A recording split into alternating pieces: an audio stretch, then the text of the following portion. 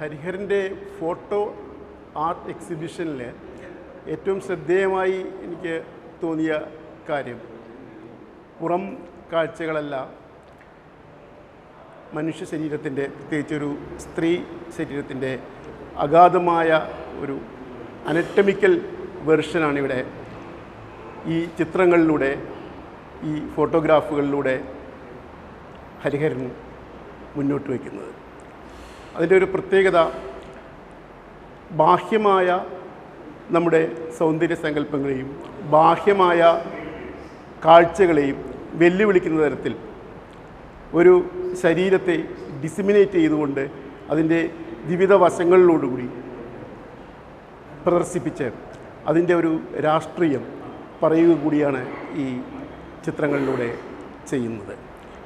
നമുക്കിന്ന് അറിയാം, നമ്മൾ നേരിടുന്ന എല്ലാത്തരം സാമൂഹ്യ പ്രശ്നങ്ങളിലും സ്ത്രീ എന്ന ഒരു ഐഡൻറ്റിറ്റി എത്രമാത്രം പീഡിപ്പിക്കപ്പെടുകയും എത്രമാത്രം ഒരു കേന്ദ്രബിന്ദുവായി നിന്നുകൊണ്ട് തന്നെ ഏറ്റവും അധികം വിക്ടിമൈസ് ചെയ്യപ്പെടുകയും ചെയ്യുന്നു എന്ന് നമുക്കറിയാം.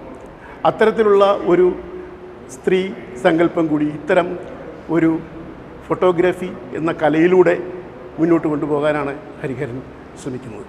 അപ്പോൾ ഇതിന് സജീവമായ ഒരു രാഷ്ട്രീയമുണ്ട്.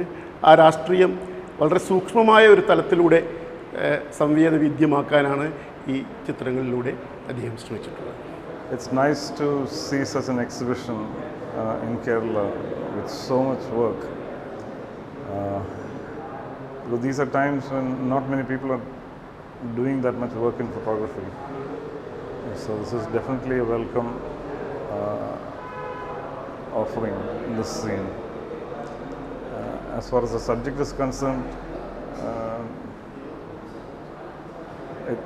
it looks more like a male gaze, and that is quite a contested space.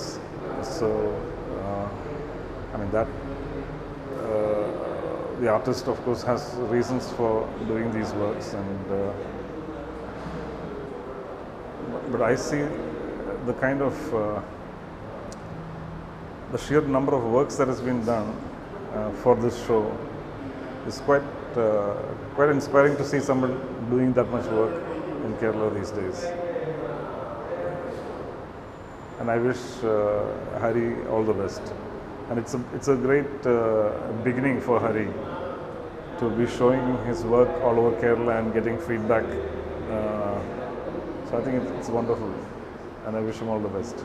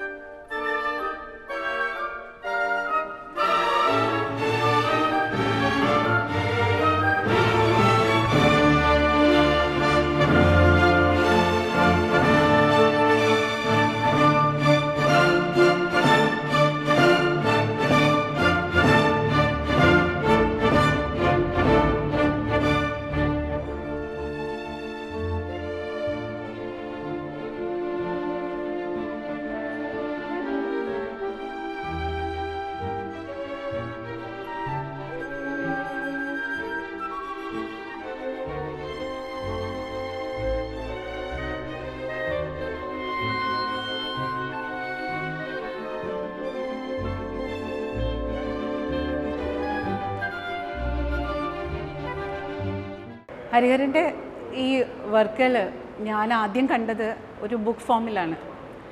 Actually ഇത് ബുക്ക് ഫോമിൽ കാണേണ്ട വർക്കല്ല, ഇത് നേരിട്ട് കാണേണ്ടതാണ്. നേരിട്ട് കാണുക എന്ന് പറയുന്നത് തന്നെയാണ് ഒരു വർക്ക് ഓഫ് ആർട്ട് ഡിമാൻഡ് ചെയ്യുന്ന ഏറ്റവും വലിയ ഒരു കാര്യം. കാരണം ഈ നേരിട്ട് കാണലിൽ അതിൻ്റെ സൈസും അതിൻ്റെ വിഷ്വലായിട്ടുള്ള എലമെൻസും ഒരു ആർട്ടിസ്റ്റ് ഒരാൾക്ക് വേണ്ടി ഒരുക്കി വയ്ക്കാണ്. അത് ഏത് വർക്കാണെങ്കിൽ ഏത് വർക്ക് ഓഫ് ആർട്ടിലും ആ ഒരു കാര്യമുണ്ട്, ഒരു ഫിസിക്കാലിറ്റി ഓഫ് ദ വർക്ക്. അപ്പോൾ ആ ഫിസിക്കാലിറ്റി ഓഫ് ദ വർക്ക് ഞാൻ ഇപ്പോഴാണ് അനുഭവിക്കുന്നത്. അപ്പോൾ ഇതിൽ ഞാൻ കാണുന്ന ഒരു വലിയ കാര്യം എന്ന് വെച്ചാൽ ഒരു ബോഡിയിൽ പലപ്പോഴും നമ്മൾ ബോഡിയോട് ഉണരുന്നത് രണ്ട് സമയത്താണ്. ഒന്ന് പ്രണയം വരുമ്പോൾ, കാമം വരുമ്പോൾ, പ്രണയം ആവണമെന്നില്ല, കാമം വരുമ്പോൾ. രണ്ട് വളരെയധികം അസുഖം വരുമ്പോൾ. ഈ രണ്ട് സമയത്ത് നമ്മൾ ബോഡിയോട് വളരെ സെൻസിറ്റീവാണ്. അപ്പോൾ ഈ എക്സിബിഷൻ ശരിക്കും പറഞ്ഞാൽ നമ്മുടെ ഉള്ളിൽ കാമമോഹിതത്തെയും രോഗാവസ്ഥകളെയും അതിൻ്റെ ഓർമ്മകളെയും ഒക്കെ ഡെവലപ്പ് ചെയ്ത് അതിനെയൊക്കെ ത്വരിപ്പിക്കുന്ന, ചിലർക്ക് അത് വളരെ ട്രോമാറ്റിക് ആയിരിക്കും, ചില സമയത്ത് അത് വളരെ ട്രോമാറ്റിക് ആയിട്ട് അനുഭവപ്പെടും, ചില സമയത്ത് വളരെയധികം ഒരു ബോഡി ഒരു പലതരത്തിലുള്ള ഫോമിനോട് റെസ്പോണ്ട് ചെയ്യുന്ന പോലെ, പ്രത്യേകിച്ച് ഒരു ബണ്ടിലിനോട് റെസ്പോണ്ട് ചെയ്ത പോലെ അതിപ്പോൾ ഇവിടെ ഒരു വർക്ക് ഉണ്ട്. ബോഡിക്ക് തന്നെ പല പല ഷേപ്പുകളോട് റെസ്പോണ്ട് ചെയ്യാൻ പറ്റും. അവയവങ്ങൾ എന്ന് പറയുന്നത് നമ്മൾ വിചാരിക്കും പോലെ ഓരോരോ പാർട്ട് ഓഫ് ദ ഹോൾ അല്ല, ഓരോ പാർട്ടിനകത്ത് തന്നെ പൂർണ്ണതയുള്ള ചില ഫോംസ് ഉണ്ട്. അപ്പോൾ അങ്ങനെ ഒരു എന്താ പറയുക, ഒരു ശരീരത്തെ ഈ വിധത്തിലൊക്കെ ട്രീറ്റ് ചെയ്യുമ്പോൾ എന്ത് സംഭവിക്കുന്നു എന്നുള്ളത് സ്വതവേ നമ്മൾ കാണാറില്ല. കാരണം നമുക്ക് ബോഡിയെ ഒരു ഐഡിയൽ ആയിട്ട് കാണാനാണ് ഇഷ്ടം. ഒന്നിലോ ഐഡിയൽ അല്ലെങ്കിൽ ബീബൽസ്, ഈ രണ്ട് അനുഭവങ്ങളാണ് നമുക്കുള്ളത്. ബീബൽസത തീർച്ചയായിട്ടും ഈ വർക്കുകളിലൊക്കെ ഉണ്ട്. പക്ഷേ നമ്മളിത് കാണാൻ പറ്റിയില്ലെങ്കിലും കാണുമ്പോൾ അയ്യോ എന്ന് തോന്നിയാലും നമ്മളിത് കാണും ഈ വർക്ക്. അവിടെയാണ് ഹരിഹരൻ ഉപയോഗിക്കുന്ന ചില ആർട്ടിസ്റ്റിക് ഡിവൈസസ് വളരെയധികം ഇത് പലതും ഇമേജ് മോർഫിംഗ് ആണ്, പലതരത്തിലുള്ള ഇമേജ് മാനിപ്പുലേഷൻസ് ഉണ്ട്, റെപ്പറ്റീഷൻസ് ഉണ്ട്, പല രീതിയിലുള്ള. പക്ഷേ ഇതിനകത്ത് ഇമേജിനകത്തുള്ള ട്വീക്കിങ്ങിനേക്കാൾ എനിക്ക് ഇൻട്രസ്റ്റിംഗ് ആയിട്ട് വന്നത് ആ ട്വീക്കിംഗ് കൊണ്ട് നമുക്ക് കിട്ടുന്ന ഫിസിക്കാലിറ്റിയുടെ ഒരു എക്സ്പ്ലനേഷനാണ് അദ്ദേഹം തരുന്നത്. അത് നമ്മളെ ഭയങ്കരമായിട്ട് അത്ഭുതപ്പെടുത്തുന്നു. ഇപ്പോൾ അവിടെ ഞാനൊരു വർക്കിൽ ഒരു നഖത്തിൻ്റെ ചെറിയ ഇങ്ങനെ പൊളിഞ്ഞു നിൽക്കുന്ന ഭാഗമുണ്ട്. ഇത് ഞാൻ ആ ബുക്കിലൊന്നും കാണാൻ പറ്റിയില്ല എനിക്ക്. അതുപോലെ തന്നെ ഇവിടെ വേറൊരു സ്ഥലത്ത് ഇപ്പോൾ നമ്മൾ തന്നെ നമ്മുടെ ശരീരത്തിൽ മാംസമുള്ള ഭാഗത്തൊക്കെ വരുന്ന സ്ട്രെച്ച് മാർക്സ്, നമ്മൾ പെണ്ണുങ്ങൾ ശരിക്കും സ്ട്രെച്ച് മാർക്കിനെ കുറിച്ചൊക്കെ വളരെയധികം എംബാരസ്ഡ് ആയിട്ടുള്ള മനുഷ്യന്മാരാണ് എന്നാണ് വെപ്പ്. പക്ഷേ ഈ സ്ട്രെച്ച് മാർക്ക് കണ്ടപ്പോൾ, ഇതിൽ പല വർക്കിലും കണ്ടപ്പോൾ എനിക്ക് നമ്മൾ ഈ ഗ്രാനൈറ്റിൽ കൊത്തിയെടുക്കുമല്ലോ, അപ്പോൾ കൊത്തിയെടുക്കുമ്പോൾ വരുന്ന കുറേ മാർക്സ് ഉണ്ട്. അത് ഓട്ടോമാറ്റിക്കലി നമുക്ക് ഒരു ഗ്രാനൈറ്റ് സ്കൾപ്ചർ ചെയ്യുമ്പോൾ സ്വതവേ നോർമൽ കൊത്തിയെടുക്കൽ വരുന്നതാണ്. പക്ഷേ ഈ ഗ്രാനൈറ്റിൻ്റെ ഫീലിംഗ് ഒരു ബോഡിക്ക് വരുമ്പോൾ നമുക്ക് കിട്ടുന്ന വേറൊരു ഫീലിംഗ് ആണ്. ശരീരം കല്ല് പോലെ എന്നൊക്കെ നമ്മൾ കേട്ടിട്ടേ ഉള്ളൂ. പക്ഷെ ശരീരത്തിൻ്റെ ആ അവസ്ഥ ധ്വനിപ്പിക്കാൻ അത് മതിയാവും. സോ അങ്ങനത്തെ കുറേ സജസ്റ്റീവായിട്ടുള്ള കാര്യങ്ങൾ പലതുകൊണ്ട്, പക്ഷെ സജഷനിൽ യാതൊരു ആർട്ടിസ്റ്റിക് ഡിവൈസിൻ്റെ മറയില്ല ഹരിഹരൻ ചെയ്യുന്നതിൽ. അത് ആ സമയത്ത് അത് സജസ്റ്റീവ് ആയിരിക്കെ തന്നെ അത് അനുഭവത്തിലേക്കാണ് വരുന്നത്, പച്ചയായിട്ട് അനുഭവത്തിലേക്കാണ് വരുന്നത്. അപ്പോൾ അത്തരം ചില ആർട്ടിസ്റ്റിക് ഡിവൈസിനെ വളരെ ആവശ്യത്തിന് മാത്രം ഉപയോഗിക്കുകയും അതിലപ്പുറം അത് ഉപയോഗിക്കാതെ ജീവിതത്തിൻ്റെ പച്ചയായ വശങ്ങളിലേക്ക് വിട്ടുകൊടുക്കുകയും നമ്മളുടെ തന്നെ കാമമോഹിത അവസ്ഥകളിലേക്കും രോഗാവസ്ഥകളിലേക്കും ഒക്കെ കടത്തിവിടുകയും ഒപ്പം തന്നെ നമ്മുടെ ബോഡിയെ വളരെ ശാന്തമായിട്ട് ഒരു ചില ഷേപ്പായിട്ട് ഒക്കെ ഫീൽ ചെയ്യാൻ അനുവദിക്കുകയും ഒക്കെ ചെയ്യുന്ന ഒരു വലിയൊരു എന്താ പറയുക അനുഭവ തരംഗമായിട്ടാണ് എനിക്ക് ഫീൽ ചെയ്യുന്നത് ഈ ചിത്രം കാണുന്നത്. Hariharan all the best. ഇതിൻ്റെ ഒരു മോർഫോളജി ഓഫ് ഹ്യൂമൻ ബോഡി തന്നതിന് നന്ദിയുണ്ട്. കാരണം ഇത് തരുന്ന ഇൻസൈറ്റ്സ് വളരെ വലുതാണ്. നന്ദിയുണ്ട്. വന്നവരെ മാത്രമേ ഞാനിപ്പോൾ സ്വാഗതം ചെയ്യുന്നുള്ളൂ. വരാത്ത ചിലരുണ്ടായിരിക്കാം. അവരിനി മുൻകൂട്ടി ഞാൻ സ്വാഗതം ചെയ്ത് ആരെയും വിഷമിപ്പിക്കുന്നില്ല. PN ഗോപികൃഷ്ണൻ കവിയാണ്. ഞാൻ സ്വാഗതം ചെയ്യുന്നു. എഴുന്നേറ്റൊന്ന് അതൊന്നുമില്ല അല്ലേ?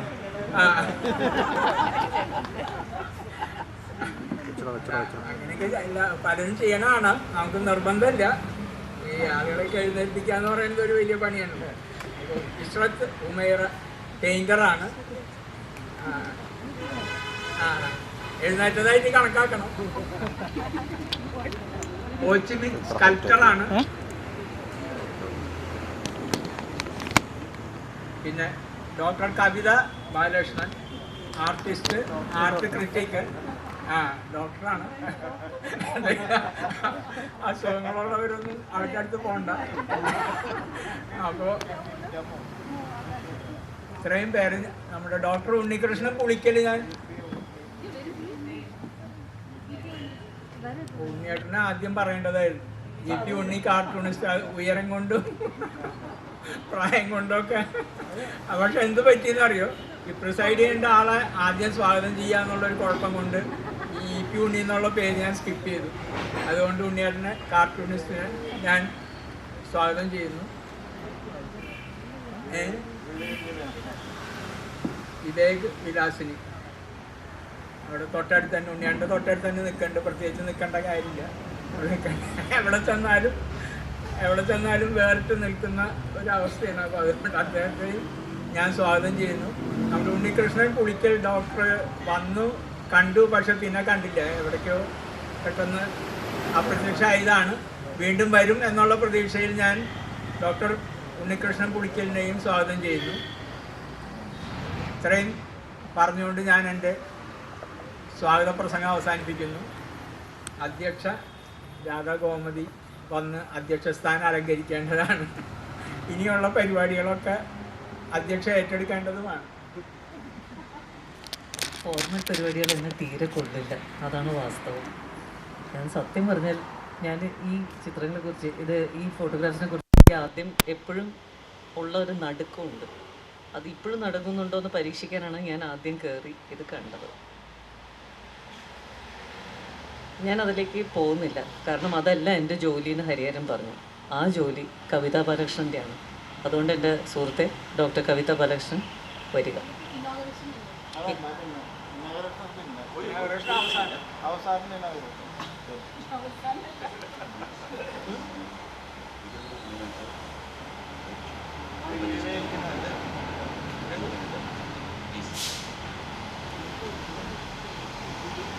നമുക്കെല്ലാവർക്കും പ്രിയങ്കരനായ, അറിവ് ഓടി നടന്ന് യാതൊന്നും പ്രതീക്ഷിക്കാതെ, പ്രതിഫലം പോലും പലപ്പോഴും മേടിക്കാതെ നമ്മുടെ വിജയകുമാർ മേനോൻ സാറ് അന്തരിച്ചു. എന്താ അറിയിപ്പ് കിട്ടി. ബറോഡയിലെ ഒരു ചെറിയ കുട്ടീന്ന് ഇപ്പോൾ പറയാം, ഇപ്പം എത്തിയിരിക്കുന്ന പ്രായത്തിൽ ചെല്ലുന്ന സമയത്ത് ഇത്രയും സീനിയറായിട്ടുള്ളൊരു മാഷ്, വിജയകുമാർ മാഷ് എന്ന സ്റ്റുഡൻ്റാണ്. പെട്ടെന്ന് അന്ന് സംസാരിച്ച കാര്യങ്ങളും അന്നേ അദ്ദേഹം രോഗാതുരനായിട്ടുള്ളൊരു വ്യക്തിയായിരുന്നതും വളരെ അപകടകരമായിട്ടുള്ള കെമിക്കൽസൊക്കെ ഡീൽ ചെയ്യുന്ന ഒരു ഇൻഡസ്ട്രിയുടെ ഭാഗമായിട്ട് നിന്നിട്ട് പിന്നെ ഒരൊറ്റ ചാട്ടം ചാടി കല എന്ന് പറഞ്ഞിട്ടുള്ളൊരു കാര്യത്തിലേക്ക് വരുന്നത് വളരെ അപൂർവമായിട്ടുള്ള ചില ജന്മങ്ങളെ ഉണ്ടാകുന്നു. ഒരുപാട് നാളുകളായിട്ട് അദ്ദേഹം ഒത്തിരി കഷ്ടപ്പെടുന്നുണ്ട് എന്ന് ഞാൻ അറിഞ്ഞിരുന്നു. അദ്ദേഹം ഫ്രീ ആയി തുടരല്ലേ ഹരിഹര? എന്താ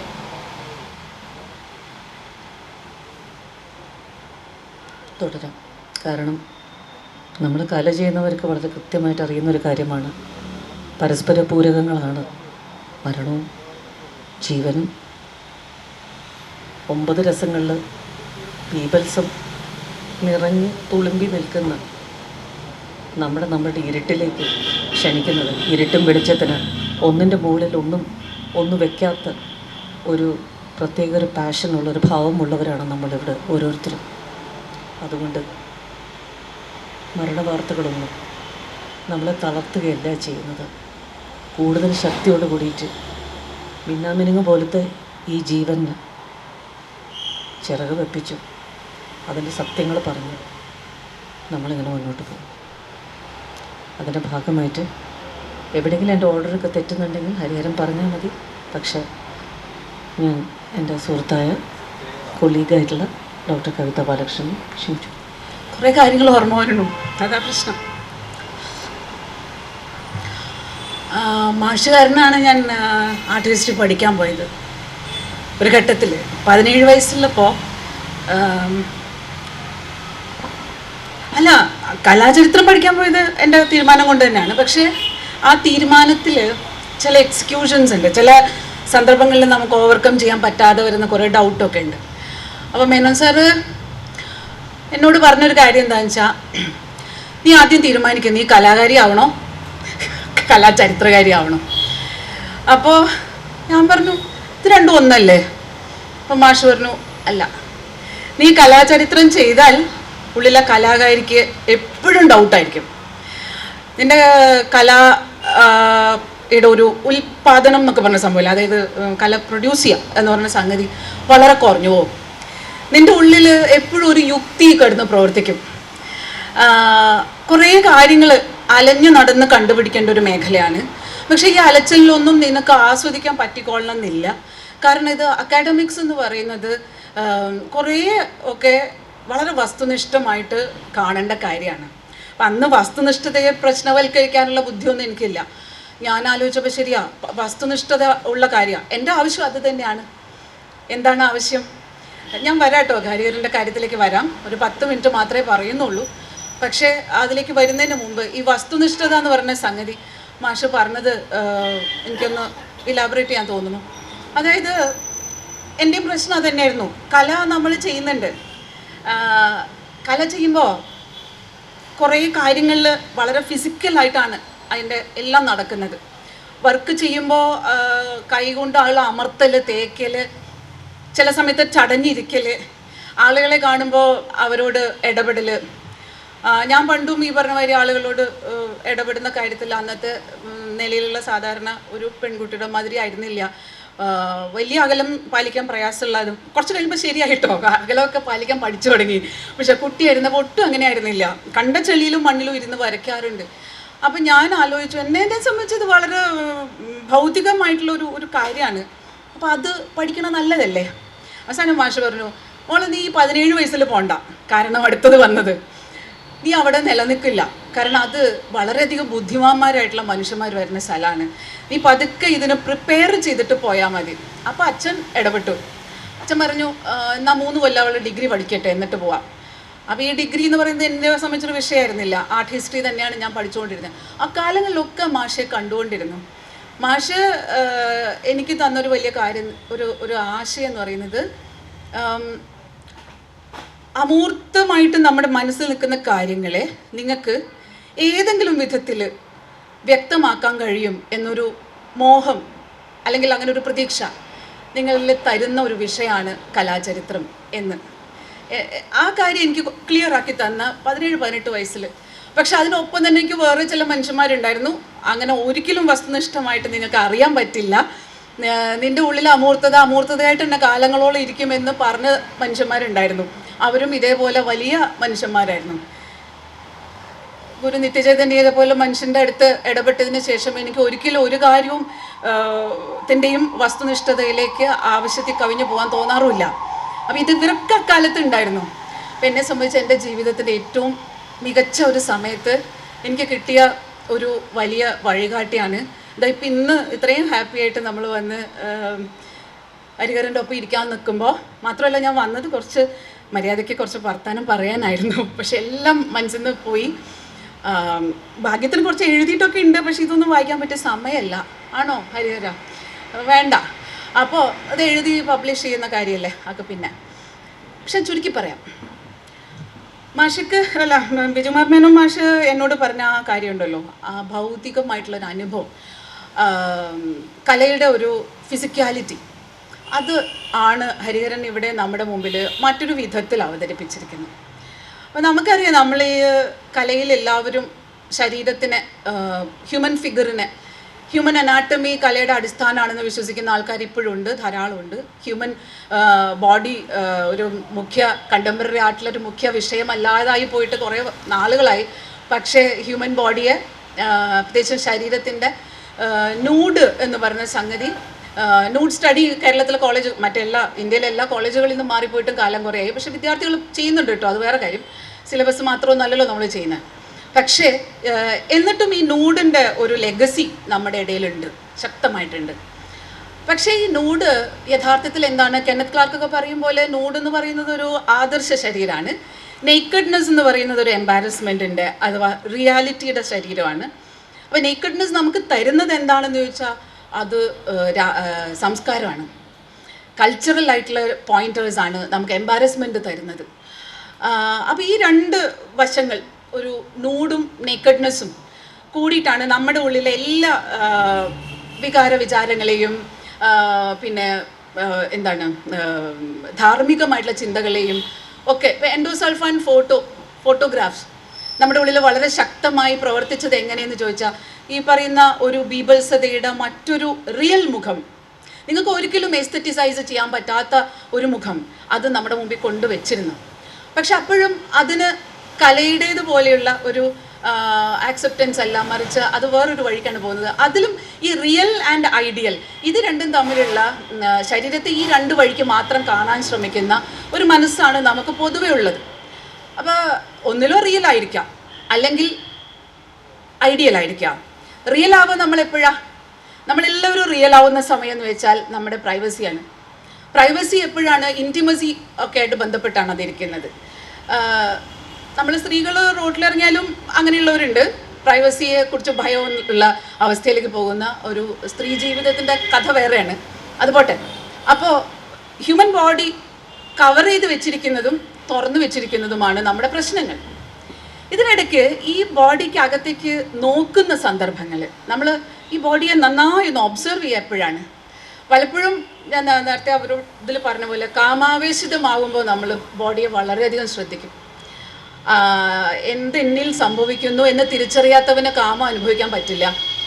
അപ്പം ഇത് അനുഭവിക്കാൻ പറ്റണമെങ്കിൽ എന്നിൽ എന്ത് സംഭവിക്കുന്നു, എൻ്റെ ഓരോ ശരീരത്തിൻ്റെ ഓരോ ചെറിയ സ്ലിറ്റിലും സംഭവിക്കുന്നത് എന്താണ്, ചെറിയ കുമിളയിൽ സംഭവിക്കുന്നത് എന്താണ്, ശരീരത്തിലെ ദ്രവങ്ങൾ എങ്ങനെയാണ് പ്രവർത്തിക്കുന്നത്, ഇങ്ങനെ 100,000 കാര്യങ്ങൾ നമ്മൾ സെൻസിറ്റീവ് ആവുന്നത്. അപ്പോൾ ഇങ്ങനെ ഇരിക്കുമ്പോൾ ഒന്നും നമ്മളങ്ങനെ സെൻസിറ്റീവ് ആവില്ല. നമ്മളത് സെൻസിറ്റീവ് ആക്കുന്ന ഒരു വലിയ പ്രക്രിയയാണ് കാമം. അതിൻ്റെ വേറൊരു വലിയ പ്രക്രിയയാണ്, എവിടെയെങ്കിലും പഴുത്താൽ പിന്നെ നമ്മൾ അത് തന്നെ മാന്തിക്കൊണ്ടിരിക്കും, നമ്മൾ ആ സ്ഥലം മാത്രം നോക്കിക്കൊണ്ടിരിക്കും. എവിടെയെങ്കിലും ഒരു ചെറിയ പ്രശ്നം നമുക്ക് വന്നാൽ ആ വശം മാത്രം ആലോചിച്ചുകൊണ്ടിരിക്കും. അപ്പോൾ ഇത് ശരീരം നമുക്ക് തരുന്ന ശരീരം എന്ന് പറയുന്ന ഒരു ഫിസിക്കൽ എക്സ്പീരിയൻസിനെ എങ്ങനെയൊക്കെ നിങ്ങൾക്ക് അതായി തന്നെ അതിൻ്റെ ഐഡിയലോ റിയലോ അല്ലാത്ത വ്യാഖ്യാനാത്മകമല്ലാത്തൊരു സിറ്റുവേഷനിൽ നമുക്ക് ശരീരത്തെ കാണണമെങ്കിൽ, നേരത്തെ പറഞ്ഞ പോലെ ഈ കാമത്തിൻ്റെ അവസ്ഥയ്ക്കുള്ള എല്ലാ സാഹചര്യങ്ങളെയും നമ്മൾ അടച്ചു കളയുന്ന പ്രണയം കൊണ്ടാണ്. പ്രണയം എന്ന് പറയുന്നത് ഭയങ്കര പുരുഷാധിപത്യപരമായിട്ടുള്ള കാര്യമാവുന്നത് അതുകൊണ്ടാണ്. അത് ഭയങ്കര സ്ട്രക്ചറൽ സാധനമാവുന്നത് അതുകൊണ്ടാണ്. ആ സ്ട്രക്ചറൽ ആയിട്ടുള്ള എല്ലാ ഘടകങ്ങളും, സൗന്ദര്യത്തിൻ്റെയും പ്രണയത്തിൻ്റെയും ഒക്കെ സ്ട്രക്ചേഴ്സ് നിങ്ങൾ വസ്ത്രം പോലും ഊരി അഴിച്ചു വെച്ചാലേ ഒരു പക്ഷേ എന്തുകൊണ്ടാണ് ഹരിഹരൻ ഇങ്ങനെ ചെയ്യണേന്ന് എന്നെ സംബന്ധിച്ച് അങ്ങനെയാണ് മനസ്സിലാവുള്ളൂ. അപ്പോൾ ഈ ആ രണ്ട് മറ്റേ തുണികളും, നമ്മൾ സംസ്കാരത്തിൻ്റെ തുണിയും പിന്നെ പ്രണയത്തിൻ്റെ തുണി, അത്തരം സൗന്ദര്യത്തിൻ്റെ ചരിത്രം, നമ്മുടെ എസ്തെറ്റിക്സിൻ്റെ തുണി, ഇതൊക്കെ ഊരിക്കളയാം. അപ്പോൾ ഹരിഹരൻ്റെ വർക്കിൽ എസ്തെറ്റിക്സ് ഇല്ലേ എന്ന് ചോദിച്ചാൽ ഉണ്ട്. അതെങ്ങനെയെന്ന് ചോദിക്കുമ്പോൾ എനിക്ക് തോന്നുന്നു ഹരിഹരൻ അത് നേടുന്നത്, ഞാൻ നേരത്തെ പറഞ്ഞ പോലെ ഇത്തരം ടെക്നിക്കൽ ആയിട്ടുള്ള നമ്മളുടെ ആസ്വാദനത്തിന് നമ്മൾ ശീലിച്ചു വെച്ചിട്ടുള്ള പ്ലേറ്റോണിക് ഐഡിയാസൊക്കെ ഊരിക്കളയുകയും ഒരു വർക്ക് ഓഫ് ആർട്ട് ക്രിയേറ്റ് ചെയ്യാനായിട്ട് അതിൻ്റെ ഫ്രെയിമിങ്, അതിൻ്റെ ക്ലോസപ്പ് ആയിട്ടുള്ള ഫ്രെയിമിങ്, അതുപോലെ അതിനകത്തുള്ള പ്രൈവസിയുടെ ഘടകങ്ങളെല്ലാം നിങ്ങൾ മാറ്റിക്കളയാം. അതെങ്ങനെ മാറ്റിക്കളയെന്ന് വെച്ചാൽ നമുക്ക് ഒരു പക്ഷേ ഇങ്ങനെ പറയാം, അദ്ദേഹത്തിൻ്റെ മുമ്പിലിരുന്ന മോഡലിനോട് ഒരു വാക്ക് അദ്ദേഹം കൊടുത്തിട്ടുണ്ടായിരുന്നു, നിങ്ങളുടെ ഐഡൻറ്റിറ്റി ഡിസ്ക്ലോസ് ചെയ്യില്ല എന്നുള്ളത്. പക്ഷെ അതൊന്നുമല്ല. ഐഡൻറ്റിറ്റി ഡിസ്ക്ലോസ് ചെയ്യായ്മ എന്ന് പറയുന്നതിന് ഹരിഹരൻ മറ്റൊരു അഡീഷണൽ ഗുണമായിട്ടാണ് എടുത്തിരിക്കുന്നത് ഈ ചിത്രത്തിൽ. കാരണം അത് വെളിപ്പെടുത്തിയാൽ ഉടനെ കഥ വരും. ഇത് വരാതിരിക്കാൻ വേണ്ടിയിട്ട് കൂടി ആണ് ഹരിഹരൻ ശരിക്കും പറഞ്ഞാൽ ആ സ്ത്രീക്ക് കൊടുത്ത വാക്കല്ല, ആ മോഡലിന് കൊടുത്ത വാക്കല്ല. സത്യത്തിൽ അദ്ദേഹം ആർട്ടിസ്റ്റിൻ്റെ പണിയാണ് ചെയ്തത്. ആർട്ടിസ്റ്റിന് ആവശ്യമുണ്ടേ ഈ പറയുന്ന ഐഡിയൽ പരിവേഷമൊക്കെ അഴിച്ചു കളയണമെന്ന്. അപ്പോൾ അത് ഭയങ്കര രസമായിട്ട് എനിക്ക് തോന്നി ആ ഒരു അനുഭവം. നമുക്കത് മനസ്സിലാവും കണ്ടു കഴിഞ്ഞാൽ. മറ്റൊന്ന്, ഇതിനകത്ത് ഈ ബോഡിയെ ഇത്തരം ആവരണങ്ങളൊക്കെ അഴിച്ചു കളഞ്ഞിട്ട് പിന്നെ എന്താ കാണുന്നത് എന്ന് ചോദിച്ചാൽ, ഞാൻ നേരത്തെ പറഞ്ഞ പോലെ അതിൽ ഓരോ ഭാഗത്തും എക്സ്പ്ലെയിൻ ചെയ്യാനുണ്ട്. നഖത്തിൻ്റെ പൊളിഞ്ഞു നിൽക്കുന്ന ഭാഗം, ശരീരത്തിൻ്റെ സ്ട്രെച്ച് മാർക്ക്, ശരീരത്തിൻ്റെ തുടുപ്പ്. ആ തുടുപ്പ് ശരിക്കും പറഞ്ഞ ഒരു ബലൂൺ പോലെയോ അല്ലെങ്കിൽ ഒരു ഒരു ഒരു കരിങ്കല്ലൊക്കെ ഇങ്ങനെ ഭയങ്കര രസകരമായിട്ട് ഇങ്ങനെ, ഇപ്പം നമ്മുടെ എൻവയോൺമെൻറ്റ്സിൻ്റെ ആ ശില്പമൊക്കെ ഉള്ളമായിട്ട് ഇങ്ങനെ വളരെ സോഫ്റ്റായിട്ട് ഇങ്ങനെ പോളിഷ് ചെയ്ത് എടുത്താൽ എങ്ങനെയിരിക്കും ഒരു കരിങ്കല്ല്. അതിലും നമുക്ക് കല്ല് അനുഭവിക്കാം, പോളിഷും അനുഭവിക്കാം. ഇതേ മട്ടിൽ ശരീരത്തിൻ്റെ ആ ഉരുൾച്ച, ഒരു തടിയുള്ള ഒരു സ്ത്രീയുടെ തടി ശരീരത്തെ നിങ്ങളെങ്ങനെ അനുഭവിക്കാം എന്നുള്ളത്. പക്ഷെ ഇതിലൊന്നും ഒരു ജെൻഡറില്ല, ഒരു ജെൻഡേർഡ് അല്ലത്. ഇത് ഒരു സ്ത്രീയുടെ ശരീരമാണെന്നുള്ളത് നമ്മളെ ബാധിക്കുന്നതേ ഇല്ല. ഇതൊരു പുരുഷൻ്റെ ശരീരം ആവാനും സാധ്യതയില്ലാതില്ല. ഇനിയിപ്പോൾ അങ്ങനെ ഹരിഹരൻ പറ്റിച്ചതാണോ എന്ന് നമുക്കറിയില്ല. ഒരു പുരുഷ ശരീരത്തിനും ഇതേപോലെയുള്ള തുടുപ്പുള്ള ശരീരങ്ങൾ നമ്മൾ കണ്ടിട്ടുണ്ട്. പലരിലും ഇതുണ്ടാവാം. നമ്മുടെ റോബർട്ട് മേപ്പിൾ തോപ്പിൻ്റെ ചില വളരെ ലിംഗപരമായ സജഷൻസ് ഉള്ള ചിത്രങ്ങളിലും ആ കൈൻ്റെയൊക്കെ മടക്കുകളാണ് കാണാൻ രസം ശരിക്ക്. അല്ലാതെ വളരെ ഫാലിക് ആയിട്ടുള്ള ഒരു കോമ്പോസിഷൻ ചെയ്ത് വെച്ചിട്ട്, വളരെ നെഗറ്റീവ് ആയിട്ടുള്ള കോമ്പോസിഷൻ ചെയ്ത് വെച്ചിട്ട്. കാരണം അദ്ദേഹമൊക്കെ യുദ്ധം ചെയ്യുന്നത് നേരത്തെ പറഞ്ഞ ഐഡിയൽ സമൂഹത്തോടാണ്. ഇറോട്ടിക് ആവാൻ ഒരു പുരുഷൻ എത്രത്തോളം പറ്റും എന്നുള്ളതാണ് ചോദ്യം. ഒരു പുരുഷൻ ഇത്ര വൾണറബിൾ ആയിട്ട് കാണിക്കാൻ പാടുണ്ടോ? അതിന് ബ്യൂട്ടി ഉണ്ടോ? ഇല്ല. പുരുഷൻ വൾണറബിൾ ആയാൽ നമുക്ക് ബ്യൂട്ടി ഇല്ല എന്നാ പറയാം. പക്ഷെ സ്ത്രീകളോട് അത് നിങ്ങളാരും ചോദിക്കുന്നില്ല. അതാണ് പ്രശ്നം. സ്ത്രീകളോട് ശരിക്കും ചോദിച്ചെങ്കിൽ ഉത്തരം കിട്ടുമായിരുന്നു. ഈ സമൂഹം ആരും സ്ത്രീകളോട് അതേപ്പറ്റി ചോദിക്കുന്നില്ലല്ലോ. എന്തായാലും പുരുഷന്മാരായിട്ടുള്ള ആളുകൾ പലപ്പോഴും സ്ത്രീകളുടെ വൾണറബിലിറ്റിയെ വർക്ക് ചെയ്തുകൊണ്ടിരിക്കുമ്പോൾ ഒരു പുരുഷൻ്റെ തന്നെ സ്വന്തം വൾണറബിലിറ്റിയെ വർക്ക് ചെയ്തെടുക്കുക എന്നുള്ളൊരു വലിയ പൊളിറ്റിക്കൽ പണി അദ്ദേഹം ചെയ്തുകൊണ്ടിരിക്കുകയായിരുന്നു. പക്ഷേ ഞാൻ ആലോചിച്ച് നോക്കുന്നത് അതൊന്നല്ല ഇപ്പോൾ ഇവിടുത്തെ ഹരിഹരൻ്റെ ഇഷ്യൂ. ഈ ഇഷ്യൂവിൽ വരുമ്പോൾ അതൊരു അത്തരം വലിയ നെററ്റീവുകളെ നമ്മളെ ഓർമ്മിപ്പിച്ചുകൊണ്ട് അതിനെ മറികടക്കുന്ന ഒരു ട്രാൻസ് ഹ്യൂമൻ എന്ന് പറയാൻ പറ്റുമോ എന്ന് എനിക്ക് അറിയില്ല. തിയററ്റിക്കലി അത് ശരിയാവോ അതൊക്കെ ആലോചിച്ച് നോക്കണം. നേരത്തെ മേനോൻ സാറ് പറയുന്ന പോലെ നമ്മുടെ ഉള്ളിലെ പലതും പറയാനുള്ള ധൈര്യത്തെ കളയുന്നതും ഈ കലാചരിത്രം പഠിപ്പ് തന്നെ ആവും എന്ന് അദ്ദേഹം പറഞ്ഞിരുന്നു. അത് ഞാൻ എപ്പോഴും ഓർത്തുകൊണ്ടിരിക്കുന്നു. എൻ്റെ പ്രയാസം മാറിയിട്ടോ. കാരണം എന്താ വെച്ചാൽ നമ്മളൊക്കെ മരിക്കും, അപ്പോൾ പിന്നെ അതിനെപ്പറ്റി ആലോചിക്കണ്ട. പക്ഷെ തുടക്കത്തിൽ ഞാൻ പെട്ടെന്ന് ആ 17 വയസ്സിൽ അച്ഛനും കൊണ്ട് പോയ സമയം ഓർമ്മ വന്നു, അതുകൊണ്ടാണ്. പക്ഷെ മാഷ് തന്നിട്ടുള്ള ആ ഓർമ്മ വെച്ചിട്ട് തന്നെയാണ് ഇന്നും ഞാൻ സംസാരിക്കുന്നത്. ഈ വസ്തുനിഷ്ഠത, ഈ ഒരു crossing beyond all these humanist narratives. ഈ ഹ്യൂമനിസ്റ്റ് നെറേറ്റീവ്സിനെ ക്രോസ് ചെയ്യണേനെ നമ്മൾ എന്ത് വിളിക്കണമെന്ന് എനിക്കറിയില്ല. ട്രാൻസ് ഹ്യൂമൻ എന്ന് വിളിക്കാം. അങ്ങനത്തെ തിയറീസ് എങ്ങനെയാണ് അതിനെ കൊണ്ടുവരുന്നത് എന്നുള്ളത് വേറെ ചോദ്യം. നമുക്കത് ആലോചിക്കാം. അത് ക്രിട്ടിക്കലായിട്ടുള്ള ഡിബേറ്റ്സിന് ഓപ്പൺ ആക്കാം. പക്ഷെ അതങ്ങനെ എന്തെങ്കിലും ഒരു ടാഗ് ഉപയോഗിച്ചാലേ ഹരിഹരൻ്റെ ചിത്രം മനസ്സിലാവുള്ളൂ എന്നൊന്നുമില്ല. അത് ഉപയോഗിക്കാൻ വേണ്ട. പക്ഷെ ഞാനിത് പറയുന്നത് കാരണം ഇത്രയും നെററ്റീവ്സ്, ഈ പ്ലേറ്റോണിക് ആയിട്ട് ശരീരത്തെ കാണാനുള്ള നമ്മുടെ ശീലം കൊണ്ട് നമുക്ക് ലഭിച്ചിട്ടിരിക്കുന്ന കുറേ നെററ്റീവ്സ് ശരീരത്തെ ശരിക്കും കാണാനുള്ള കപ്പാസിറ്റി നമ്മൾ കുറച്ച് കളഞ്ഞിട്ടുണ്ട്. ആ കപ്പാസിറ്റിയെ റീജനറേറ്റ് ചെയ്ത് പുറത്തേക്ക് എടുക്കാൻ അദ്ദേഹം അതിൻ്റേതായിട്ടുള്ള ചില pictorial devices, artistic devices develop ചെയ്തിട്ടുണ്ട്. ആ ഡെവലപ്പ് ചെയ്ത ഡിവൈസസിനെ ഏതെങ്കിലും ഒരു ഡിസ്കോഴ്സിലേക്ക് ആക്കാൻ വേണ്ടിയിട്ടല്ല പറയുന്നത്. പക്ഷേ അതിനൊരു ഡിസ്കോഴ്സ് ഉണ്ടാക്കാനുള്ള കപ്പാസിറ്റി ഉണ്ട്, അത്ര എനിക്കറിയാം. അതിനൊരു പേരിട്ട് വിളിക്കണോ അത് വേറെ കാര്യം. അപ്പോൾ ഈ ഹ്യൂമനിസ്റ്റ് ആയിട്ടുള്ള നമ്മുടെ ചരിത്രത്തിൻ്റെ മുമ്പിൽ ഒരു ക്രോസിങ് ദ ബോർഡേഴ്സ്, ആ ഒരു സംഗതി ഹരിഹരനിലുണ്ട്. അതേക്കാലവും ഇനി മുന്നോട്ടും ഹരിഹരൻ്റെ വർക്കിന് പുതിയ പെർസ്പെക്റ്റീവ്സ് കണ്ടെത്താൻ സഹായിക്കട്ടെ. അത്രമാത്രമാണ് എനിക്ക് പറയാനുള്ളത് ഈ അവസരത്തിൽ. ഇനി അടുത്തതായി ഹരിഹരൻ്റെ പുസ്തകം എന്ത് ഇത് ബാർബിക്യൂ റിപ്പബ്ലിക്. ഇത് ഉണ്ണിയേട്ടൻ എടുത്ത് വിവേക് വിലാസിലേക്ക് കൈമാറുക.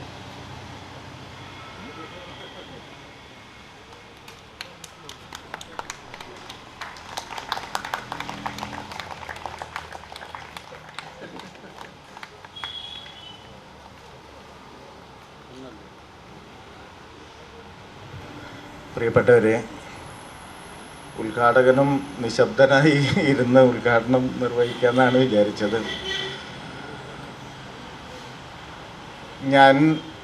എനിക്ക് ചിത്രകലയുടെ ഭാഷ എത്ര കണ്ട് പരിചിതമാണ് എന്നറിയില്ല.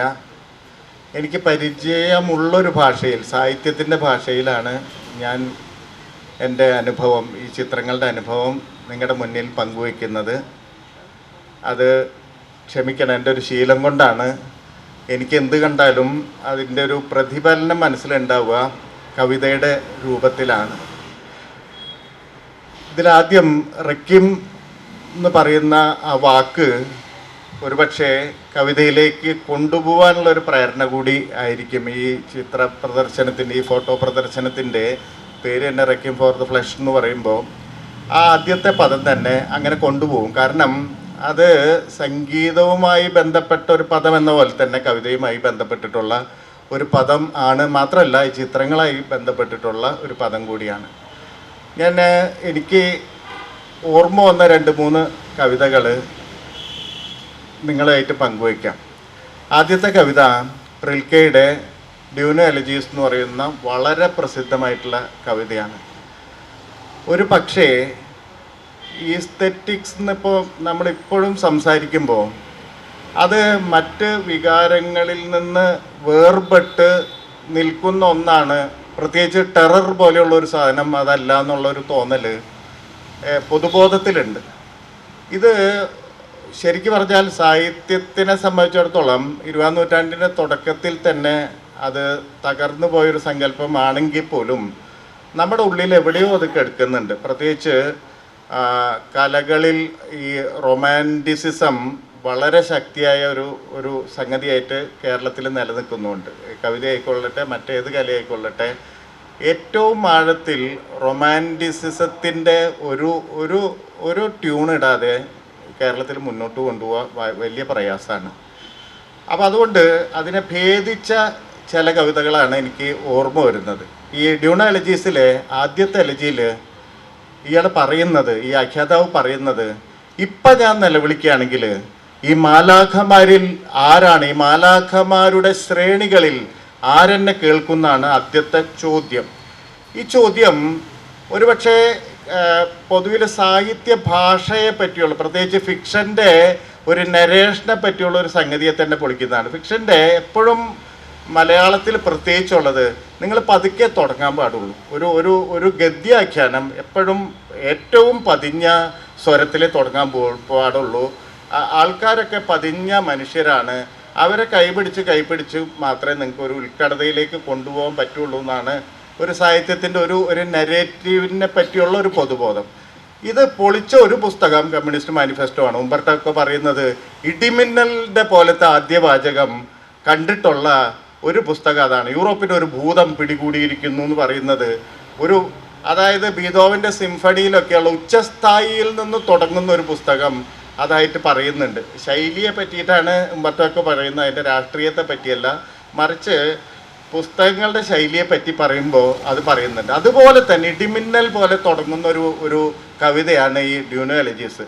മാലാഖമാർ, ഞാനിപ്പോൾ പൊട്ടിക്കരയാണെങ്കിൽ മാലാഖമാരുടെ ശ്രേണികളിൽ ആരെന്നെ കേൾക്കും, ആര് വന്ന് എന്നെ മാറോടണയ്ക്കും, beauty is nothing but the beginning of the terror എന്ന് പറയുന്ന ഒരു വാചകം അവിടെ കുറിക്കപ്പെടുന്നുണ്ട്.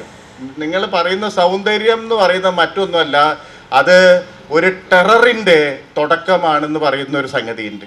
ഇത് തന്നെ കുറച്ചു കാലം കഴിയുമ്പോൾ എയ്ഡ്സിൽ വരുമ്പോൾ, സെക്കൻഡ് കമ്മിങ്ങും അതുപോലെ തന്നെ ഈസ്റ്റർ 1916 വരുമ്പോൾ ഇത് തന്നെ സംഭവിക്കുന്നുണ്ട്. Best lack all conviction and the worst is full of passionate intensity എന്നൊക്കെ പറയുമ്പോൾ നല്ല മനുഷ്യർക്ക് കൺവിക്ഷൻ നഷ്ടപ്പെടുകയും ഏറ്റവും ചീത്ത മനുഷ്യർ മുഴുവൻ ഉൾക്കടതയോടുകൂടി നമ്മുടെ മുന്നിൽ വന്നു നിൽക്കുന്ന ഒരു കാലത്തിനെ പ്രവചിക്കുന്നുണ്ട്. അതിലും പറയുന്നുണ്ട്, ഈ ടെററിനെ പറ്റി പറയുന്നുണ്ട്.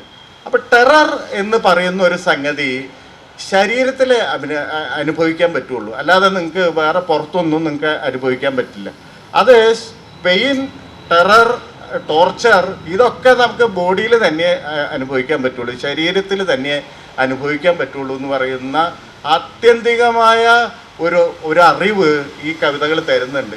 ഇത് മിക്കവാറും നമ്മൾ വായിക്കുന്നത് ബോഡിക്ക് പുറത്തു വെച്ചിട്ടാണ്, ശരീരത്തിന് പുറത്തു വെച്ചാണ് വായിച്ചു കൊണ്ടിരുന്നത്. അങ്ങനെയാണ് നമ്മൾ വ്യാഖ്യാനിച്ചു കൊണ്ടിരുന്നത്. പക്ഷെ ശരീരത്തിൽ വെച്ച് ഈ കവിതകൾ വായിക്കുമ്പോൾ അത് മറ്റൊന്നായി തീരുന്നു.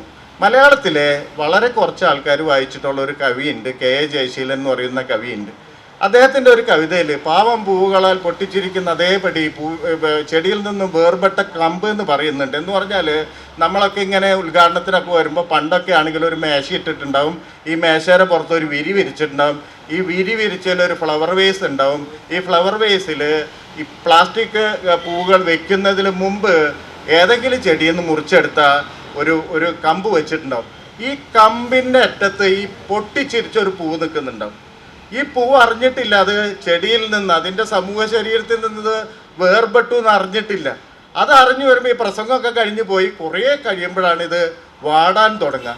എന്ന് പറഞ്ഞാൽ അറിവ് എത്ര പതുക്കനെയാണ് വിച്ഛേദിക്കപ്പെട്ട ഒരു സ്ഥലത്ത് ട്രാവൽ ചെയ്യുന്നത്, സഞ്ചരിക്കുന്നതെന്ന് പറയുന്ന ഈ നടുക്കം ഭീകരാണ്. നമ്മൾ എവിടെ നിന്നൊക്കെ നമ്മളെ വെട്ടിമാറ്റിയിട്ടുണ്ടോ, എവിടെ നിന്നൊക്കെ നമ്മൾ ഛേദിക്കപ്പെട്ടിട്ടുണ്ടോ എന്ന് നമ്മൾ ആ നിമിഷം അറിയുന്നേ ഇല്ല. നമ്മൾ പൊട്ടിച്ചിരിച്ച് ഇങ്ങനെ നിൽക്കും. നമ്മുടെ മുഖം ഈ ചിരിയുടെ അല്ലെങ്കിൽ ഈ പൂവിനെ പോലെ ഇങ്ങനെ ചിരിച്ച് നിൽക്കും. അറിവ് പതുക്കെ ഈ നമ്മൾ എത്തുമ്പോഴേക്കും ലോകം വേറെ വഴിക്ക് പിരിഞ്ഞു പോയിട്ടുണ്ടാവും. അദ്ദേഹത്തിൻ്റെ തന്നെ മറ്റൊരു കവിതയിൽ പറയുന്നുണ്ട്, നമ്മളുടെ ഞരമ്പ് പടലങ്ങളുടെ വിന്യാസം നമ്മുടെ വിരൽത്തുമ്പിൽ അവസാനിക്കുന്നു എന്നുള്ളതാണ് എൻ്റെ ദുഃഖത്തിൻ്റെ നിദാനം എന്ന് പറയുന്നുണ്ട്. എൻ്റെ ഈ വിരലിൽ നിന്നാണ് കവിതയുടെ വിരൽ തുടങ്ങുന്നതെങ്കിൽ, കവിതയുടെ വിരൽത്തുമ്പിൽ നിന്നാണ് വിവേക് വിലാസിനോട് ഉടൽ തുടങ്ങുന്നതെങ്കിൽ, നമ്മളെല്ലാം ഒരു ശരീരമായി ബന്ധിക്കപ്പെട്ടിരുന്നെങ്കിൽ എനിക്കൊരടി കൊണ്ടാൽ ലോകം മുഴുവൻ കരയുമായിരുന്നു. നമ്മൾ എൻ്റെ ഞരമ്പ് പടലങ്ങളിൽ നിന്ന് നിങ്ങളുടെ ഞരമ്പ് പടലങ്ങളിലേക്ക് ഈ ഒരു ഗ്യാപ്പിനെ ഏതെങ്കിലും ഒരു ബ്രിഡ്ജ് വെച്ചിട്ട്, ഏതെങ്കിലും തരത്തിലുള്ള ഒരു പാലം വെച്ചിട്ട് പരിഹരിച്ചിട്ടാണ് ഇത്രയും കാലം നമ്മൾ അത് മറികടന്നിരുന്നത്. അത് ആർട്ടാവാം, മറ്റു തരത്തിലുള്ള ചിലപ്പം ഒരു രാഷ്ട്രീയ പ്രത്യയശാസ്ത്രമാവാം, അല്ലെങ്കിൽ ശുഭാപ്തി വിശ്വാസം ഉൽപ്പാദിപ്പിക്കുന്ന ഏതെങ്കിലും തരത്തിലുള്ള സംഗതികളാവാം.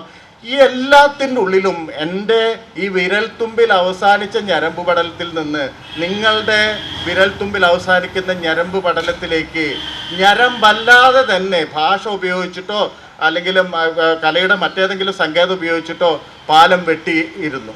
ഈ പാലം മുറിഞ്ഞു പോയാൽ എന്ത് സംഭവിക്കും എന്നുള്ള ആ സോളിറ്റ്യൂഡ് എന്ന് പറയുന്ന ആശയം ഈ ചിത്രങ്ങളിൽ മുഴുവൻ നമുക്ക് കാണാൻ പറ്റും. ആ സോളിറ്റ്യൂഡ് നമുക്ക് പരിചയമുള്ള ഏകാന്തപതികൻ ഞാൻ എന്ന് പറയുന്ന പാട്ടിലുള്ള ഏകാന്തതയല്ല. അത് ആ ഏകാന്തതയല്ല, മറിച്ച് ഈ ഒറ്റയ്ക്കായി പോവുക എന്ന് പറയുന്ന മനുഷ്യാത്മാവിൻ്റെ, അപ്പം അത് ഉപയോഗിച്ചോട്ടെ, മനുഷ്യാത്മാവിൻ്റെ ഒറ്റയ്ക്കായി പോവുക എന്ന് പറയുന്ന ഒരാൾ മാത്രം, വംശത്തിൽ ഒരാൾ മാത്രം ശേഷിക്കുന്ന പോലെ ഒരാളായി തീരുക എന്ന് പറയുന്ന ഒരു വലിയ ടെറർ ഇതിൻ്റെ ഉള്ളിൽ മുഴുവൻ ഉണ്ട്. അതിന് ചുറ്റുമുള്ള ലോകം ഈ പറയുന്ന ടോർച്ചറസ് ആയിട്ടുള്ള ഭീകരമായിട്ടുള്ളൊരു ലോകമാണ്. അത് 1000 കാഫ്കമാർ സ്വപ്നം കണ്ടിട്ടുള്ള ആ ടെററാണ്.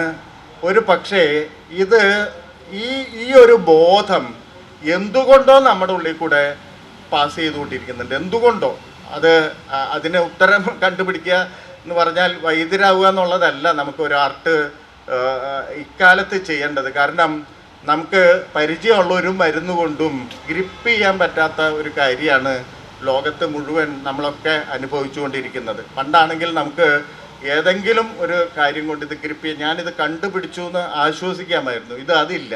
മറിച്ച് ടോർച്ചർ ഈസ് ദർ, അത് അവിടെയുണ്ട്. പെയിൻ ഈസ് ദർ, അത് അവിടെയുണ്ട്.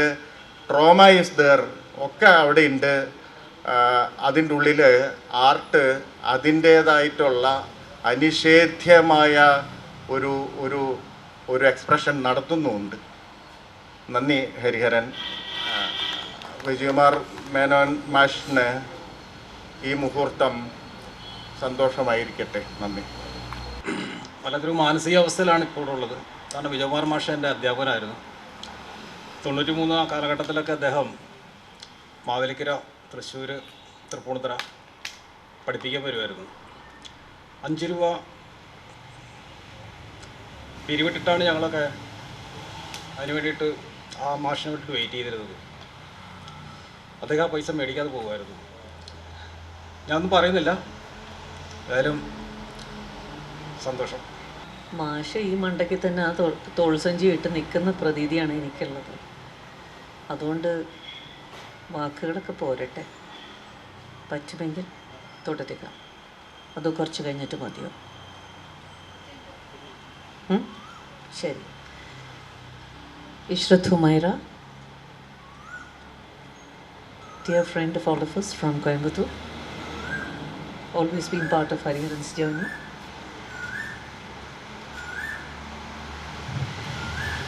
Hi, good evening. My sincere apologies that I cannot speak in your beautiful language, but I could hear what everybody had to say. I could pick up little beautiful things and I could resonate with it. So if I were to talk about Hariharan's work, I would rather say it's a lot of silence before I start, because obviously it leaves you speechless when you first look at it. There are a lot of emotions that you go through when you see his works. The first time when I saw it, I was stunned. I didn't like what I see. I really wanted to think, question as to who Hariharan is really. Is he the friend I know? Is he the artist I admire? Is he a person who I really know him at all? So seemingly normal people, but there is this huge body of work which shakes your core. And that is what has happened when I first saw his works. And in the same breath, we had to write a little bit of essay for the book, which we did. And the same emotions were recorded, you can read in the book.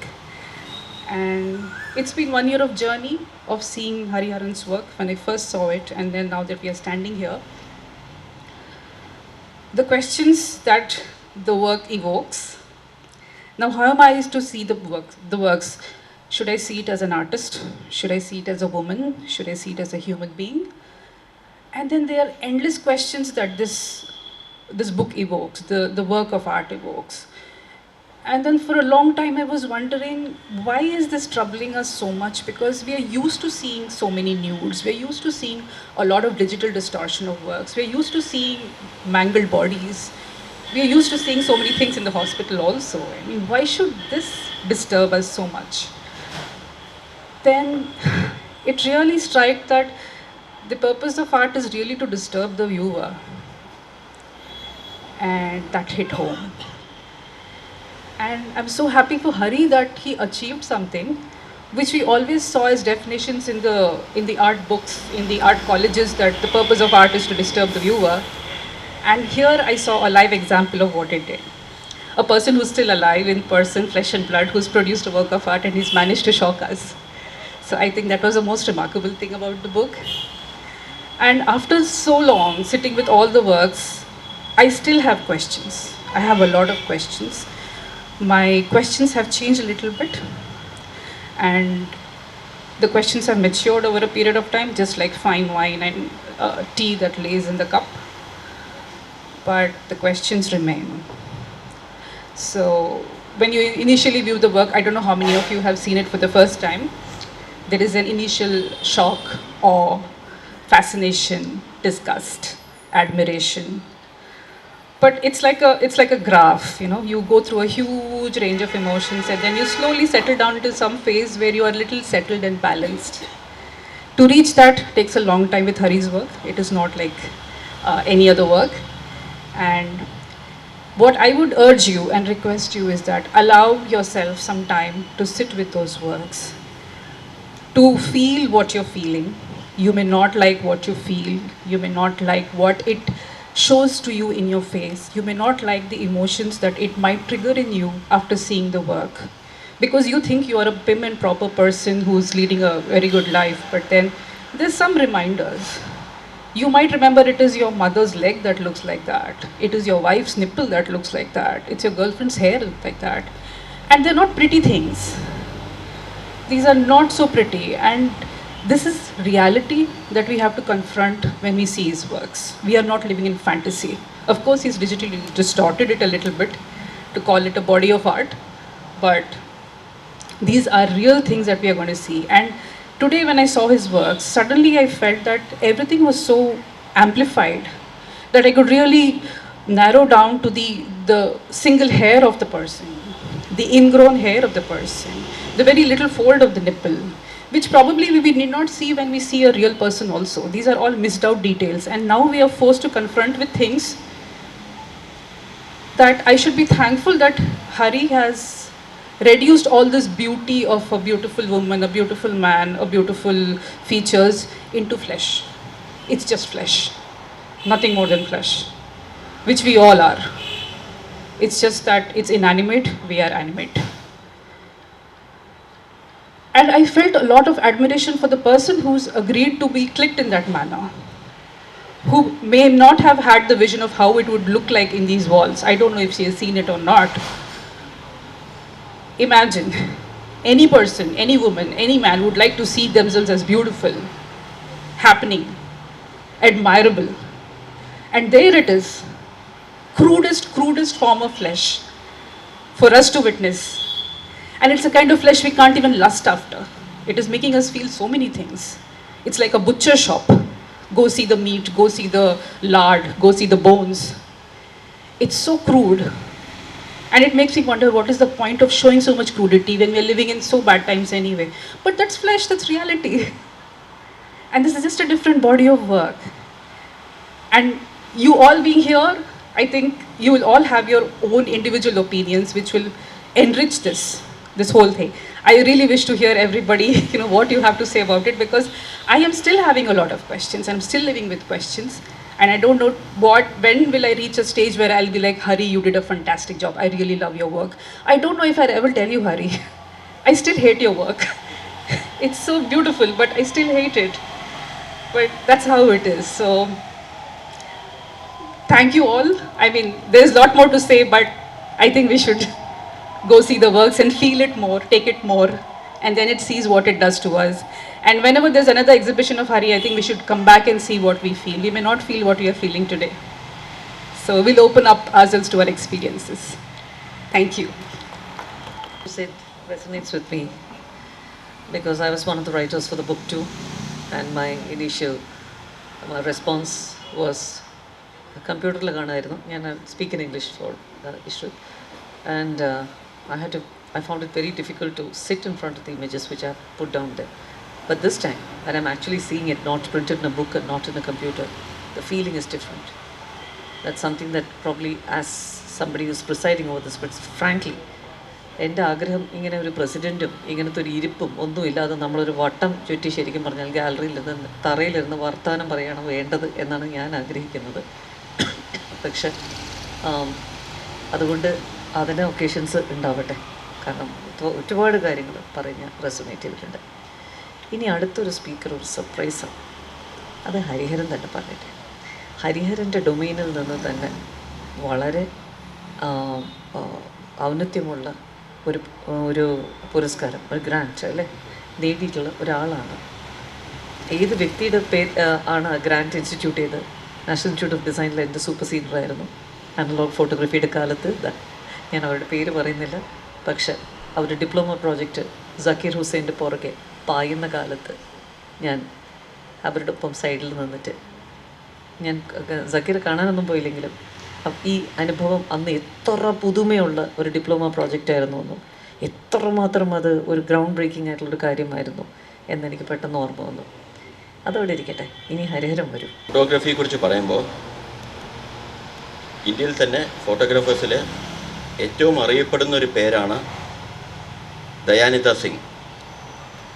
ദയാനിത സിംഗിന് അടുത്ത കാലത്ത് ലോകത്തെ ഏറ്റവും വലിയൊരു photography അവാർഡായ ഹാസൽബ്ലാഡ് award ലഭിച്ചിട്ടുമുണ്ട്. അതിൽ കിട്ടിയ തുക ഭീമമായൊരു തുകയാണ്. നമ്മുടെ നാട്ടിലെ അവാർഡുകളിൽ പലതും വെച്ച് നമ്മൾ താരതമ്യപ്പെടുത്തിയാൽ ഞെട്ടിപ്പോകും. പക്ഷേ അവരാ തുകയിൽ വളരെ അധികം ഒരു തുക മാറ്റിവെച്ച് നമ്മുടെ പി സായിനാഥ് എന്ന് പറയുന്ന ചുരുക്കം ചില പത്രാധിപന്മാരിൽ ജേർണലിസ്റ്റുകളിൽ ഒരാൾ, സത്യം തന്നെ പറയണമെന്ന് വിശ്വസിക്കുന്ന ഒരാൾ, അദ്ദേഹവുമായിട്ട് കൊലാബറേറ്റ് ചെയ്ത് ദയാനന്ദ് സിംഗ് പാരി അവാർഡ് എന്ന് പറഞ്ഞ് ഒരു അവാർഡ് കോൺസ്റ്റിറ്റ്യൂട്ട് ചെയ്തിട്ടുണ്ട്. അത് ആദ്യത്തെ അവാർഡ്, അന്താരാഷ്ട്ര അവാർഡാണ്. കിട്ടിയ ശ്രീ പഴനികുമാർ മനീഷ നമ്മുടെ ഇടയിലുണ്ട്. ബ്രോ, അദ്ദേഹം കഴിഞ്ഞ ദിവസം വരെ ഗുജറാത്തിലൊരു വർക്ക്ഷോപ്പിലായിരുന്നു. അതുകൊണ്ട് ഇതിന് വരുവോ വരികയില്ലയോ എന്ന് നമുക്ക് ഉറപ്പ് പറയാൻ കഴിയില്ല.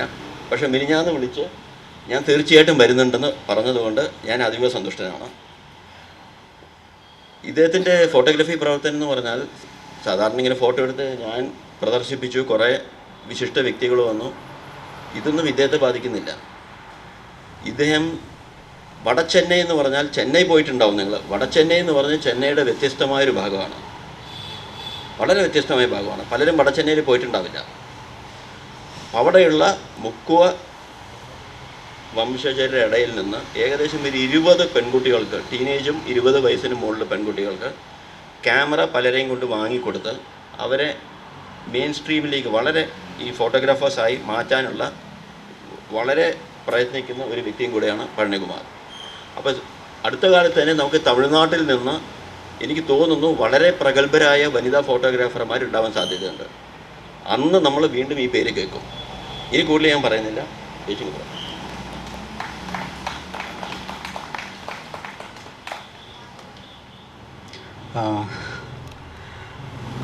எல்லோருக்கும் வணக்கம். ரொம்ப ஒரு மகிழ்ச்சியான ஒரு நிகழ்வுன்னு நினைக்கிறேன். நான் வந்து ஒரு ஃபோட்டோகிராஃபி எக்ஸிபிஷனுக்கு வந்து இப்போ தான் ஃபஸ்ட் டைம் கேரளாவுக்கு வரேன். ஸோ ஹரியானா வந்து ஒரு மாதத்துக்கு முன்னாடியே கால் பண்ணிட்டு நீங்கள் கண்டிப்பாக வந்து ஆகணும் பழனி, பயங்கர இன்ஸ்பிரேஷனாக இருக்குது. அந்த ரெகக்னைசேஷன் என்றைக்குமே வந்து ரொம்ப முக்கியமானது ஒரு கலைஞனுக்கு, ஒரு ஆர்டிஸ்ட்டுக்கு. ஸோ ஒரு சக கலைஞனிடமிருந்து அது நமக்கு வரும் பொழுது அதை கண்டிப்பாக எடுத்துக்கணும்னு நினச்சேன் நான். ஸோ அதுக்காக தான் இங்கே இருக்கேன் நான். I am very happy to hear. Art என்றைக்குமே ரொம்ப பொலிட்டிக்கலான விஷயந்தான். ஸோ மேக்ஸிமம் என்னோடய எல்லா விஷயமே வந்து மக்கள் மீதான விஷயங்கள் மீது மட்டுமே எப்பவுமே இருக்கும். நம்ம நிறைய ஃபோட்டோகிராஃபி பார்த்துருக்கோம், யூனிட் ஃபோட்டோகிராஃபி வேறு விதங்களை பார்த்துருக்கோம். ஆனால் வந்து ஹரியானோட ஒர்க்கு ரொம்ப வித்தியாசமான ஒர்க்கு. ஸோ ஒரு ஃப்ரேமுக்குள்ளே பெண்கள் உடல் மீது கட்டமைக்கப்படுகிற நிறைய விஷயங்கள் மீது கேள்வி எழுப்பக்கூடியதாகவும் இருக்குது. அதோட ஒரு நம்முடைய ஒரு மென்னோட மனநிலையிலேருந்து பார்க்கும் பொழுது ஃபஸ்ட் டைம் நிறைய குழம்பி போட ஒரு சூழல் தான் வரும். ஆனால் வந்து அதை நிறைய முறைகள் பார்க்கறதுக்கு பின்னாடி தான் வந்து ஒரு ஃப்ரேம்குள்ளே இருக்க எல்லா விஷயங்களையும் கேள்வி கேட்குற விஷயங்கள், உடல் மீது கட்டமைக்கப்படுகிற அனைத்து விஷயங்கள் மீது கேள்வி எழுக்கக்கூடியதாகவே இருக்குது. ரொம்ப இன்ஸ்பிரேஷனான ஒர்க்கு. ஃபஸ்ட் டைம் இந்த ஒர்க்கை நான் பார்க்குறேன். Thanks for inviting me here. So ரொம்ப சந்தோஷமாக இருக்குது. என்ன பேசுகிறதுன்னு தெரில ஆக்சுவலி. ஸோ என்னை பற்றி ஒரு சின்ன இன்ட்ரோ மட்டும் கொடுத்துக்கிறேன். சப்போஸ் நான் வந்து பீப்புள் ஆர் கியூர் ரூரல் இந்தியான்னு சொல்லிட்டு ஒரு சாய்நாத்தோட ஒரு இதில் வந்து நான் வேலை பார்த்துட்ருக்கேன். ஒரு ஆன்லைன் மேகசின் மாதிரி விஷயத்தை வேலை பார்த்துட்ருக்கேன். மேனுவல் ஸ்கேவஞ்சிங் ஒர்க் பற்றி ஒரு 7 வருஷமாக ஒர்க் பண்ணிகிட்ருக்கேன். ப்ளஸ் வந்து நான் ஒர்க் பண்ணுற மக்கள் சார்ந்து இருக்கக்கூடிய குழந்தைகள் மத்தியில் வந்து ஒரு ஃபோட்டோகிராஃபரை க்ரியேட் பண்ணுறதும் சரி, அங்கேருந்து ஜேர்னலிஸ்ட்டை க்ரியேட் பண்ணுறதுக்கான வேலைகளில் ஒரு சின்ன அளவில் பண்ணிகிட்டு இருக்கேன். நிறைய விதமான சப்போர்ட்டுகள் கிடச்சிட்ருக்கு இப்போ கொஞ்சம் கொஞ்சமாக. அவ்வளோதான் என்னை பற்றி சொல்கிறதுக்கு நினைக்கிறேன். Thank you so much for Hariharan sir. ரொம்ப மகிழ்ச்சியாக இருக்குது, வார்த்தைகளே கிடையாது. இது ஒரு கொச்சி பின்னாடியில் வந்து அடுத்த என்னுடைய ஒர்க் எக்ஸிபிட் ஆகும்னு நினைக்கிறேன். மேபி வாய்ப்பு இருந்தால் வந்து பாருங்கள். Thank you so much. ரொம்ப நன்றி. Hariharan, please take the stage. it's your work that is the center of the evening. Please speak a few words.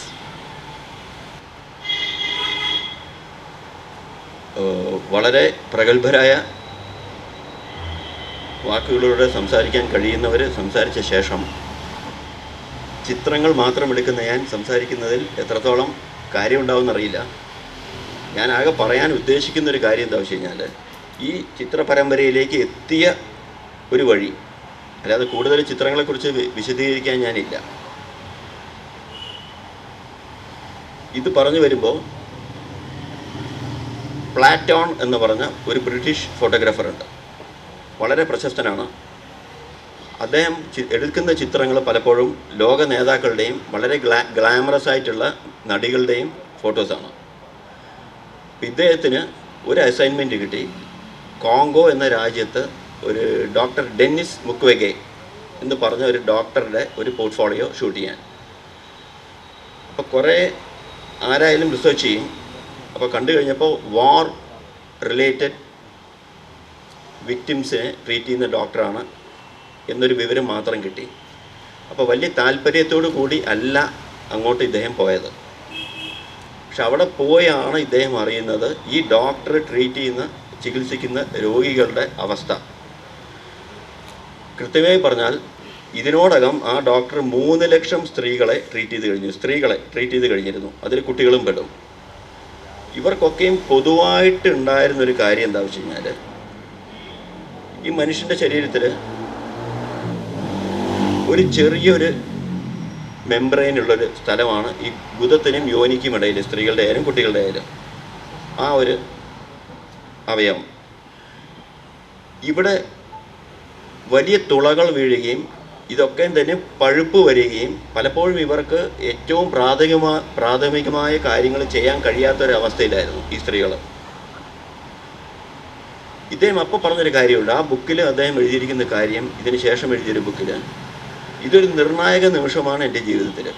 കാര്യം ഞാൻ സ്ത്രീകളെ ഏറ്റവും ഗ്ലാമറസ് ആയിട്ട്, ഏറ്റവും അവരെ മനോഹാരിത എങ്ങനെ ലോകത്തെ കാണിക്കാമെന്ന് മണിക്കൂറുകളും ദിനങ്ങളോളം ചിന്തിച്ച് അതിന് പറ്റിയ ലൈറ്റിങ്ങും മേക്കപ്പും ഒക്കെ അവരെ അണിയിച്ച് എടുക്കുന്ന ഫോട്ടോസ് ഇത്ര കോടാനുകോടി ആളുകൾ പല മാസികളിലൂടെ കാണുകയും കൈയടിക്കുകയും ചെയ്യുന്ന സന്ദർഭത്തിൽ ഈ ഡെന്നിസ് മുക്വെഗെ എന്ന് പറഞ്ഞ ഡോക്ടറുടെ ചികിത്സാ മുറിയിലെ ഒരു കട്ടിലിൽ ഈ പഴുപ്പ് മലിപ്പിച്ച് കിടക്കുന്ന സ്ത്രീയെ കണ്ടപ്പോൾ ഇത്രയും കാലം ഞാൻ ക്യാമറ എന്തിന് കയ്യിലെടുത്തു എന്നുള്ള വലിയ ചോദ്യചിഹ്നം. അദ്ദേഹത്തിന് അങ്ങനെ ചോദ്യചിഹ്നം ഉണ്ടായി, എല്ലാവർക്കും ഉണ്ടാവണമെന്നില്ല. കുറേ കാലത്തേക്ക് ഇദ്ദേഹത്തിന് ഫോട്ടോ എടുക്കാൻ കഴിഞ്ഞില്ല. പിന്നീട് തിരിച്ചു പോയി കഴിഞ്ഞ് ഇദ്ദേഹം അസൈൻമെൻറ്റ് നിർത്തി. കാരണം വലിയൊരു ക്വസ്റ്റ്യൻ മാർക്കാണ്. പക്ഷേ പിന്നീട് രസകരമായ കാര്യം എന്താണെന്ന് വെച്ച് കഴിഞ്ഞാൽ ഇപ്പോഴും ചെയ്യുന്നത് അത് തന്നെയാണ്. പക്ഷേ ഇത് വായിക്കുന്ന എല്ലാവർക്കും ഈ ചോദ്യചിഹ്നം എങ്ങനെ പ്രതികരിക്കും, അല്ലെങ്കിൽ അതിനോട് എങ്ങനെ പ്രതികരിക്കും, നമ്മുടെ ഉള്ളിൽ വരുന്ന ചലനങ്ങൾ എന്താണെന്ന് പറയാൻ കഴിയില്ല. അപ്പോൾ അടിസ്ഥാനപരമായിട്ട് ഏറ്റവും ഒരു നിർണായകമായ സ്വാധീനം എനിക്ക് ഈ പരമ്പര ഉണ്ടാവാൻ ഇത് വായിച്ചുള്ള അറിവാണ്. ഇതിൽ നിന്നുണ്ടായ പല ചോദ്യങ്ങളാണ് ഇതിലേക്ക് എത്തിയത്. ഈ സമയത്ത് ഞാൻ ഒരു റെയിൽവേ ജോലിയുമായിട്ട് കഴിഞ്ഞുകൂടുന്ന സമയം കൂടെയാണ്. അപ്പോൾ ഇതിനെ പറ്റി ഈ ഒരു പരമ്പര നമ്മൾ കൺസീവ് ചെയ്താലും ഇതൊരു ഷൂട്ട് ചെയ്യാൻ വേണ്ടി ഒരു മോഡലിന് കിട്ടുക എന്ന് പറഞ്ഞാൽ ഇങ്ങനെ ഒരു പരമ്പര എടുക്കാൻ ബുദ്ധിമുട്ട് തന്നെയാണല്ലോ. അവസാനം ഒരാളെ ഇതിനെക്കുറിച്ച് മുഴുവൻ പറയുകയും, ഇത് ഞാൻ പറയാൻ കാരണം ഇഷ്ടത്തിന് ഇതിനെക്കുറിച്ച് സംസാരിച്ചു. കാര്യം ഈ എടുത്ത വ്യക്തി ഈ മോഡൽ ഇതിനെക്കുറിച്ച് കണ്ടിട്ടുണ്ടോ, ഇതിനെക്കുറിച്ച് അറിയാമോ എന്നൊന്നും നമുക്ക് ബോധ്യമില്ലാതെ. പക്ഷേ പൂർണ്ണമായിട്ടും അറിയാം ഈ മോഡലിന്. ഓരോ ഫ്രെയിമും ഞാൻ കാണിച്ചിട്ടുമുണ്ട്. ഏറ്റവും കൂടുതൽ ഞാൻ നന്ദി പറയേണ്ടതും അവർക്കാണ്. കാര്യം ഇങ്ങനെ ഒരു മോഡലിങ്ങിൽ നിന്ന് തന്നതും, ഇങ്ങനെയാണ് തൻ്റെ ശരീരം 100 കണക്കിന് ആളുകൾ കാണുക എന്നുള്ളതും പൂർണ്ണ സമ്മതത്തോടെ സമ്മതിച്ചെന്ന ആ സ്ത്രീ. എന്നിട്ട് ആളുകളുടെ മുമ്പിൽ ഞാൻ ഒരു പുസ്തകമായി ഇറക്കുകയും അതിൽ നിങ്ങൾ പലതും രാധ എഴുതിയിട്ടുണ്ട്, ഇഷ്റത്ത് എഴുതിയിട്ടുണ്ട്, അതെ റാഷ് എഴുതിയിട്ടുണ്ട്. ഇങ്ങനെ വരുമ്പോൾ ഒരു പോരായ്മയുണ്ട് ഇതിന്. കാര്യം എന്താ വെച്ച് കഴിഞ്ഞാൽ ആദ്യം ഈ എഴുതിയത് വായിക്കും ആളുകൾ, എന്നിട്ടാണ് ഇതിലേക്ക് കടന്നു വരുന്നത്. പക്ഷേ എക്സിബിഷൻ കാണുമ്പോൾ കൂടുതലായിട്ടൊന്നും നമ്മൾ പറയുന്നില്ല. കൂടി വന്ന ഒരു ചെറിയ ഫുട് നോട്ടോ മറ്റോ നേരിട്ട് ആളുകൾ കാണുകയാണ്. ഇത് ആദ്യം എക്സിബിറ്റ് ചെയ്തത് കോഴിക്കോടാണ്. അപ്പോൾ അവിടെ പല രീതിയിലുള്ള വിമർശനങ്ങളും പല രീതിയിലുള്ള അഭിനന്ദനങ്ങളും ഇതിന് കിട്ടിയിട്ടുണ്ട്. എപ്പോഴും ഇങ്ങനൊരു പരമ്പര നമ്മൾ വയ്ക്കുമ്പോൾ അഭിനന്ദനങ്ങൾ മാത്രം പ്രതീക്ഷിക്കുന്നേ ഇല്ല. ഇപ്പോൾ പോലും ഞാൻ പറയുന്നത് ഈ പരമ്പര കണ്ടവരിവിടെ ഉണ്ടെങ്കിൽ, അതിനോട് എതിർപ്പുണ്ടെങ്കിൽ 2 വാക്ക് വന്ന് പറയാം. വളരെ സന്തോഷമാണ്. അത് എന്തുകൊണ്ടാണ് അങ്ങനെ പറയുന്നതെന്നും കൂടെ പറഞ്ഞാൽ നമുക്ക് എന്തെങ്കിലും വിവരം കൂടുതൽ അതിനെക്കുറിച്ച് കിട്ടും എപ്പോഴും. അപ്പോൾ ആർക്കെങ്കിലും അങ്ങനെ സംസാരിക്കാനുണ്ടെങ്കിൽ പോലും വരാം. അപ്പോൾ ഈ മനുഷ്യൻ്റെ മനസ്സിലുണ്ടാവുന്ന നിർണായക നിമിഷം, അതിൽ നിന്ന് ഉടലെടുത്തതാണ് ഈ പരമ്പര. കൂടുതൽ ഞാൻ ചിത്രങ്ങളെക്കുറിച്ച് സംസാരിക്കാൻ ആളല്ല. കാരണം ഞാൻ കാണുന്ന മാതിരി ആയിരിക്കില്ല കാണുന്ന ഒരാൾ കാണുന്നത്. അവരുടെ വ്യക്തിപരമായ ജീവിതത്തിലെ അനുഭവങ്ങളായിട്ട് കൂട്ടിയിണക്കി പലപ്പോഴും ഈ ചിത്രങ്ങൾ കാണുന്നവരുണ്ട്. കോഴിക്കോട് ഒരു കോളേജിൽ പഠിക്കുന്ന പെൺകുട്ടി അങ്ങനെ വന്ന് എൻ്റെ മുമ്പിലിരുന്ന് കരഞ്ഞൊരു സംഭവം പോലുമുണ്ട്. ഇതിൽ ഒരു ചിത്രം കൂട്ടിയിണക്കിയത് തൻ്റെ വളരെ വൈയക്തികമായൊരു അനുഭവമായിട്ടാണ്. ആ രീതിയിൽ ഞാൻ ചിന്തിച്ച ചിത്രമേ അല്ലാതെ. പക്ഷേ പൊതുവേദിയിൽ വിട്ടുകഴിഞ്ഞാൽ അതെങ്ങനെ സ്വീകരിക്കുന്നു എന്നുള്ളത് അവരവരുടെ ഇഷ്ടമാണ്.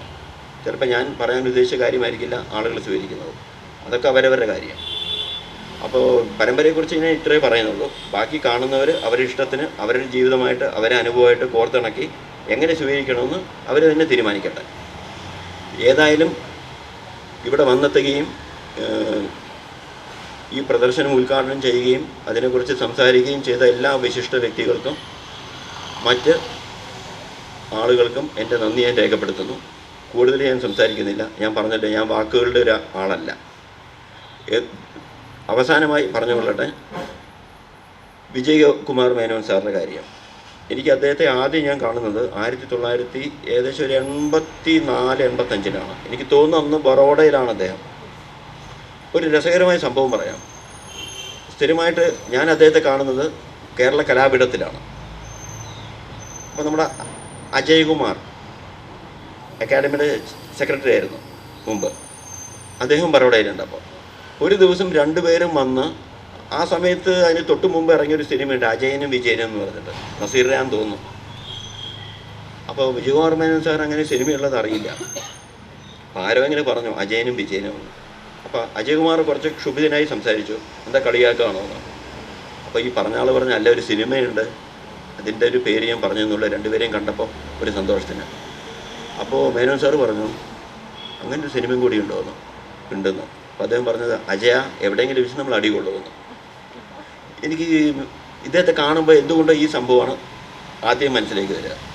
അപ്പം ഇതും കൂടെ പറഞ്ഞുകൊണ്ട് ഈ വല്ലാത്തൊരു സമയം പെട്ടെന്ന് ഇത് അറിഞ്ഞതുകൊണ്ട് നമ്മുടെ ഒരു ക്ഷണിതാവ് ഡോക്ടർ ഉണ്ണികൃഷ്ണൻ പുളിക്കൽ, ഇദ്ദേഹത്തെ ചികിത്സിക്കുന്ന ഡോക്ടറാണ്, ഇവിടെ വന്ന് ഈ കാര്യം പറഞ്ഞിട്ട് ഓടിയതാണ്. ഇവിടെ വരുമ്പോഴാണ് ICUവിലാണെന്ന കാര്യം അറിയുന്നത്. അതെന്നോട് പറയുകയുണ്ടായി. പക്ഷേ അദ്ദേഹം പോകുമ്പോഴേക്കും മേനോൻ സാറ് പോയി. ഇത്തരം പറഞ്ഞുകൊണ്ട് ഒരിക്കൽ കൂടെ നന്ദി പറഞ്ഞുകൊണ്ട്,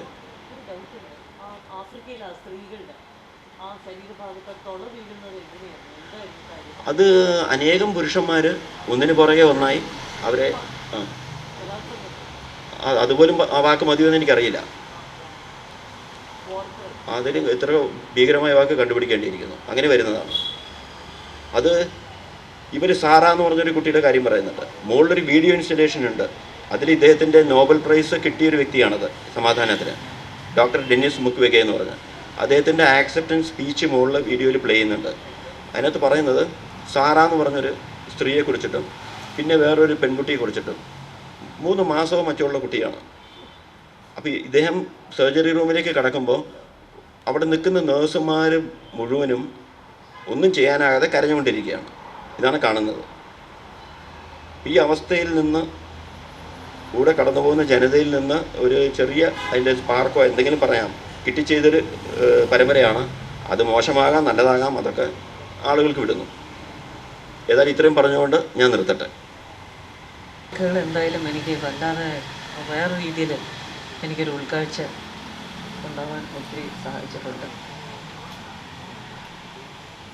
എങ്ങനെയാണ് ആ വ്രണങ്ങൾ ഉണ്ടായത് എന്ന ചോദ്യത്തിന് ആ മറുപടി, അതിനപ്പുറം നമുക്കൊരു വാക്കില്ല എന്ന് പറയുന്ന പോലത്തെ ഒരവസ്ഥ അത് ഇതിനകത്ത് എവിടെയോ കിടക്കുന്നുണ്ട്. വാക്ക് ഫ്രീസായി പോകുന്ന ഒരവസ്ഥ. ഏതായാലും ഈ ചടങ്ങ് കഴിയുന്ന മുമ്പ് ഇനി ആർക്കെങ്കിലും എന്തെങ്കിലും പങ്കിടാനോ ഇവിടെ ഷെയർ ചെയ്യാനോ ഉണ്ടെങ്കിൽ മുന്നോട്ട് വരിക.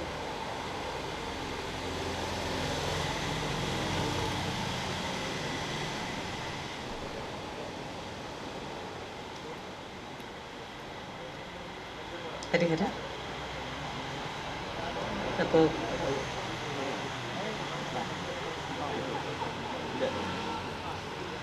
അപ്പോൾ ഔദ്യോഗികമായിട്ടുള്ള ഈ ചടങ്ങ് അവസാനിച്ചിരിക്കുന്നു. ഇനിയായിരിക്കും കുറേ കൂടി രസകരമായിട്ടുള്ള പല ഭാഗങ്ങളിലിരുന്ന് തുടങ്ങാൻ പോകുന്ന വർത്തമാനങ്ങൾ. പ്രത്യേകിച്ച് ഇന്ന് ഈ ഒരു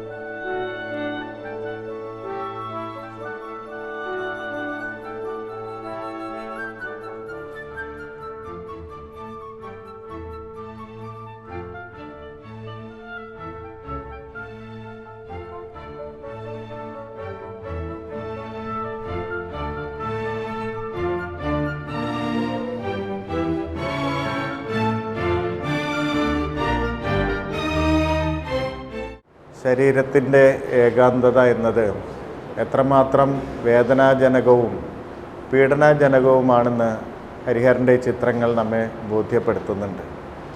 ഒരുപക്ഷെ മധ്യകാലഘട്ടത്തിൽ നാം പരിചയിച്ചിട്ടുള്ള ചില വിവരണങ്ങളുണ്ട്. ഉദാഹരണമായിട്ട് അന്ന് വധശിക്ഷ എന്ന് പറയുന്നത് ഒരു കാടിക്കൂട്ടത്തിൻ്റെ മുന്നിൽ നടത്തുന്ന ഒരു പ്രക്രിയയായിരുന്നു. അപ്പോൾ ഏറ്റവും നല്ല ആരാച്ചാർ എന്ന് പറയുന്നത് ഒറ്റ വെട്ടിന് തല ഛേദിക്കുന്ന ആരാച്ചാരാണ്. അത് കഴിഞ്ഞിട്ട് ആ തല കയ്യിലെടുത്തിട്ട് ഇങ്ങനെ കാണിക്കും. അങ്ങനെ കാണിക്കുമ്പോഴും ആ ശിരസിൻ്റെ ഇമകൾ ഇങ്ങനെ കണ്ണ് തുറന്നു മടഞ്ഞു കൊണ്ടിരിക്കും. എന്ന് പറഞ്ഞാൽ മരണത്തിൻ്റെ വാർത്ത ആ ശിരസിലെത്തിയിട്ടില്ല എന്ന് പറയുന്ന ഒരു നടുക്കം ആ വിവരങ്ങൾ വായിച്ചാലുണ്ടാവും. ഒരുപക്ഷെ അത്തരം ഒരു നടുക്കമാണ് ഈ ചിത്രങ്ങൾ ആദ്യം തരുന്ന ഒരു കാര്യം.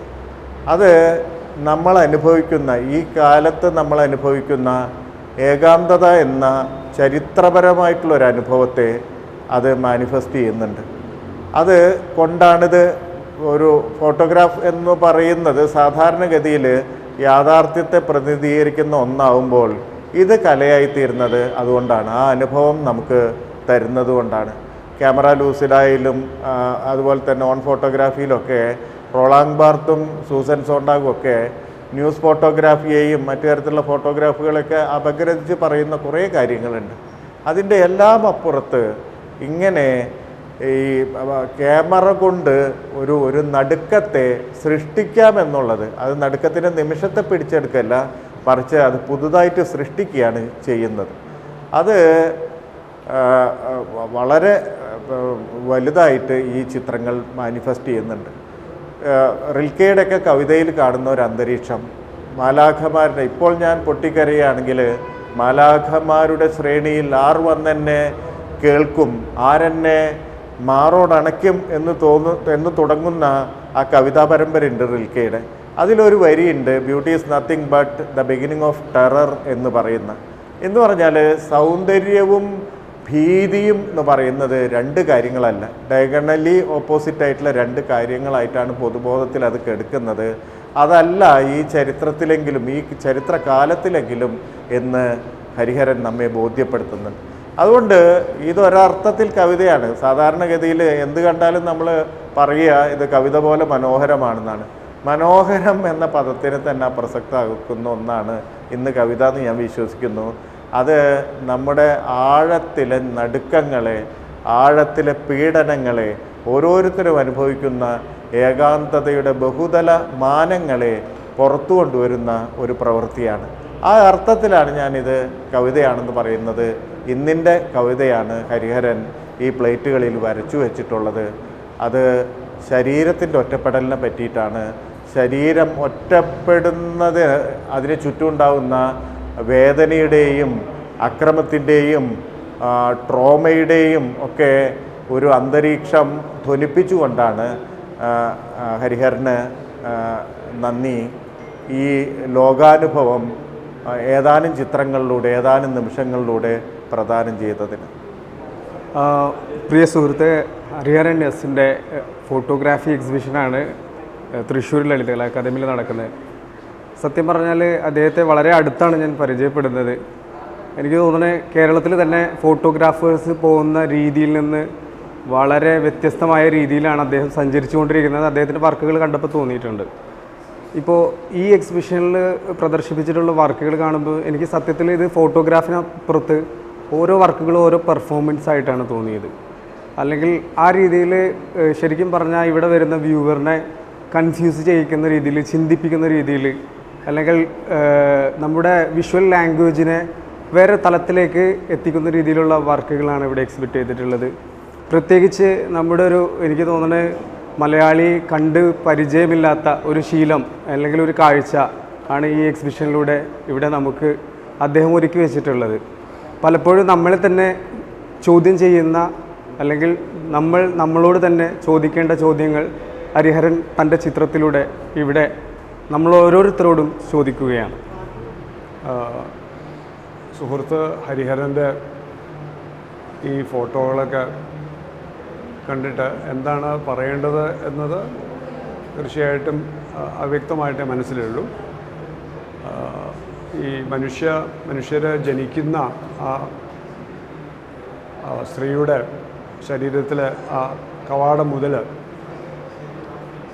മനുഷ്യർ മരിച്ചു കഴിഞ്ഞിട്ട് അവസാനം രണ്ട് കാലും കൂട്ടിയിട്ട് രണ്ട് തള്ളവിരലും കൂട്ടി കെട്ടിയിട്ടുള്ള ആ ചിത്രം, അതിനിടയ്ക്ക് ഈ ജനനം മുതൽ മരണം വരെയുള്ള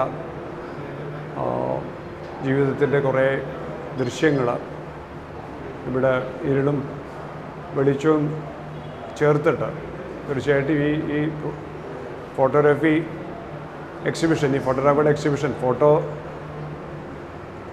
എന്ന് പറഞ്ഞിട്ടുണ്ടെങ്കിൽ വെളിച്ചം കൊണ്ട് എഴുതുകയാണ്. പക്ഷെ നമുക്കറിയാം ഫോട്ടോഗ്രാഫി വെളിച്ചം കൊണ്ട് മാത്രം എഴുതുന്നതല്ല, വെളിച്ചം ഇരുളും കൊണ്ട് എഴുതുന്ന ഒന്നാണ്.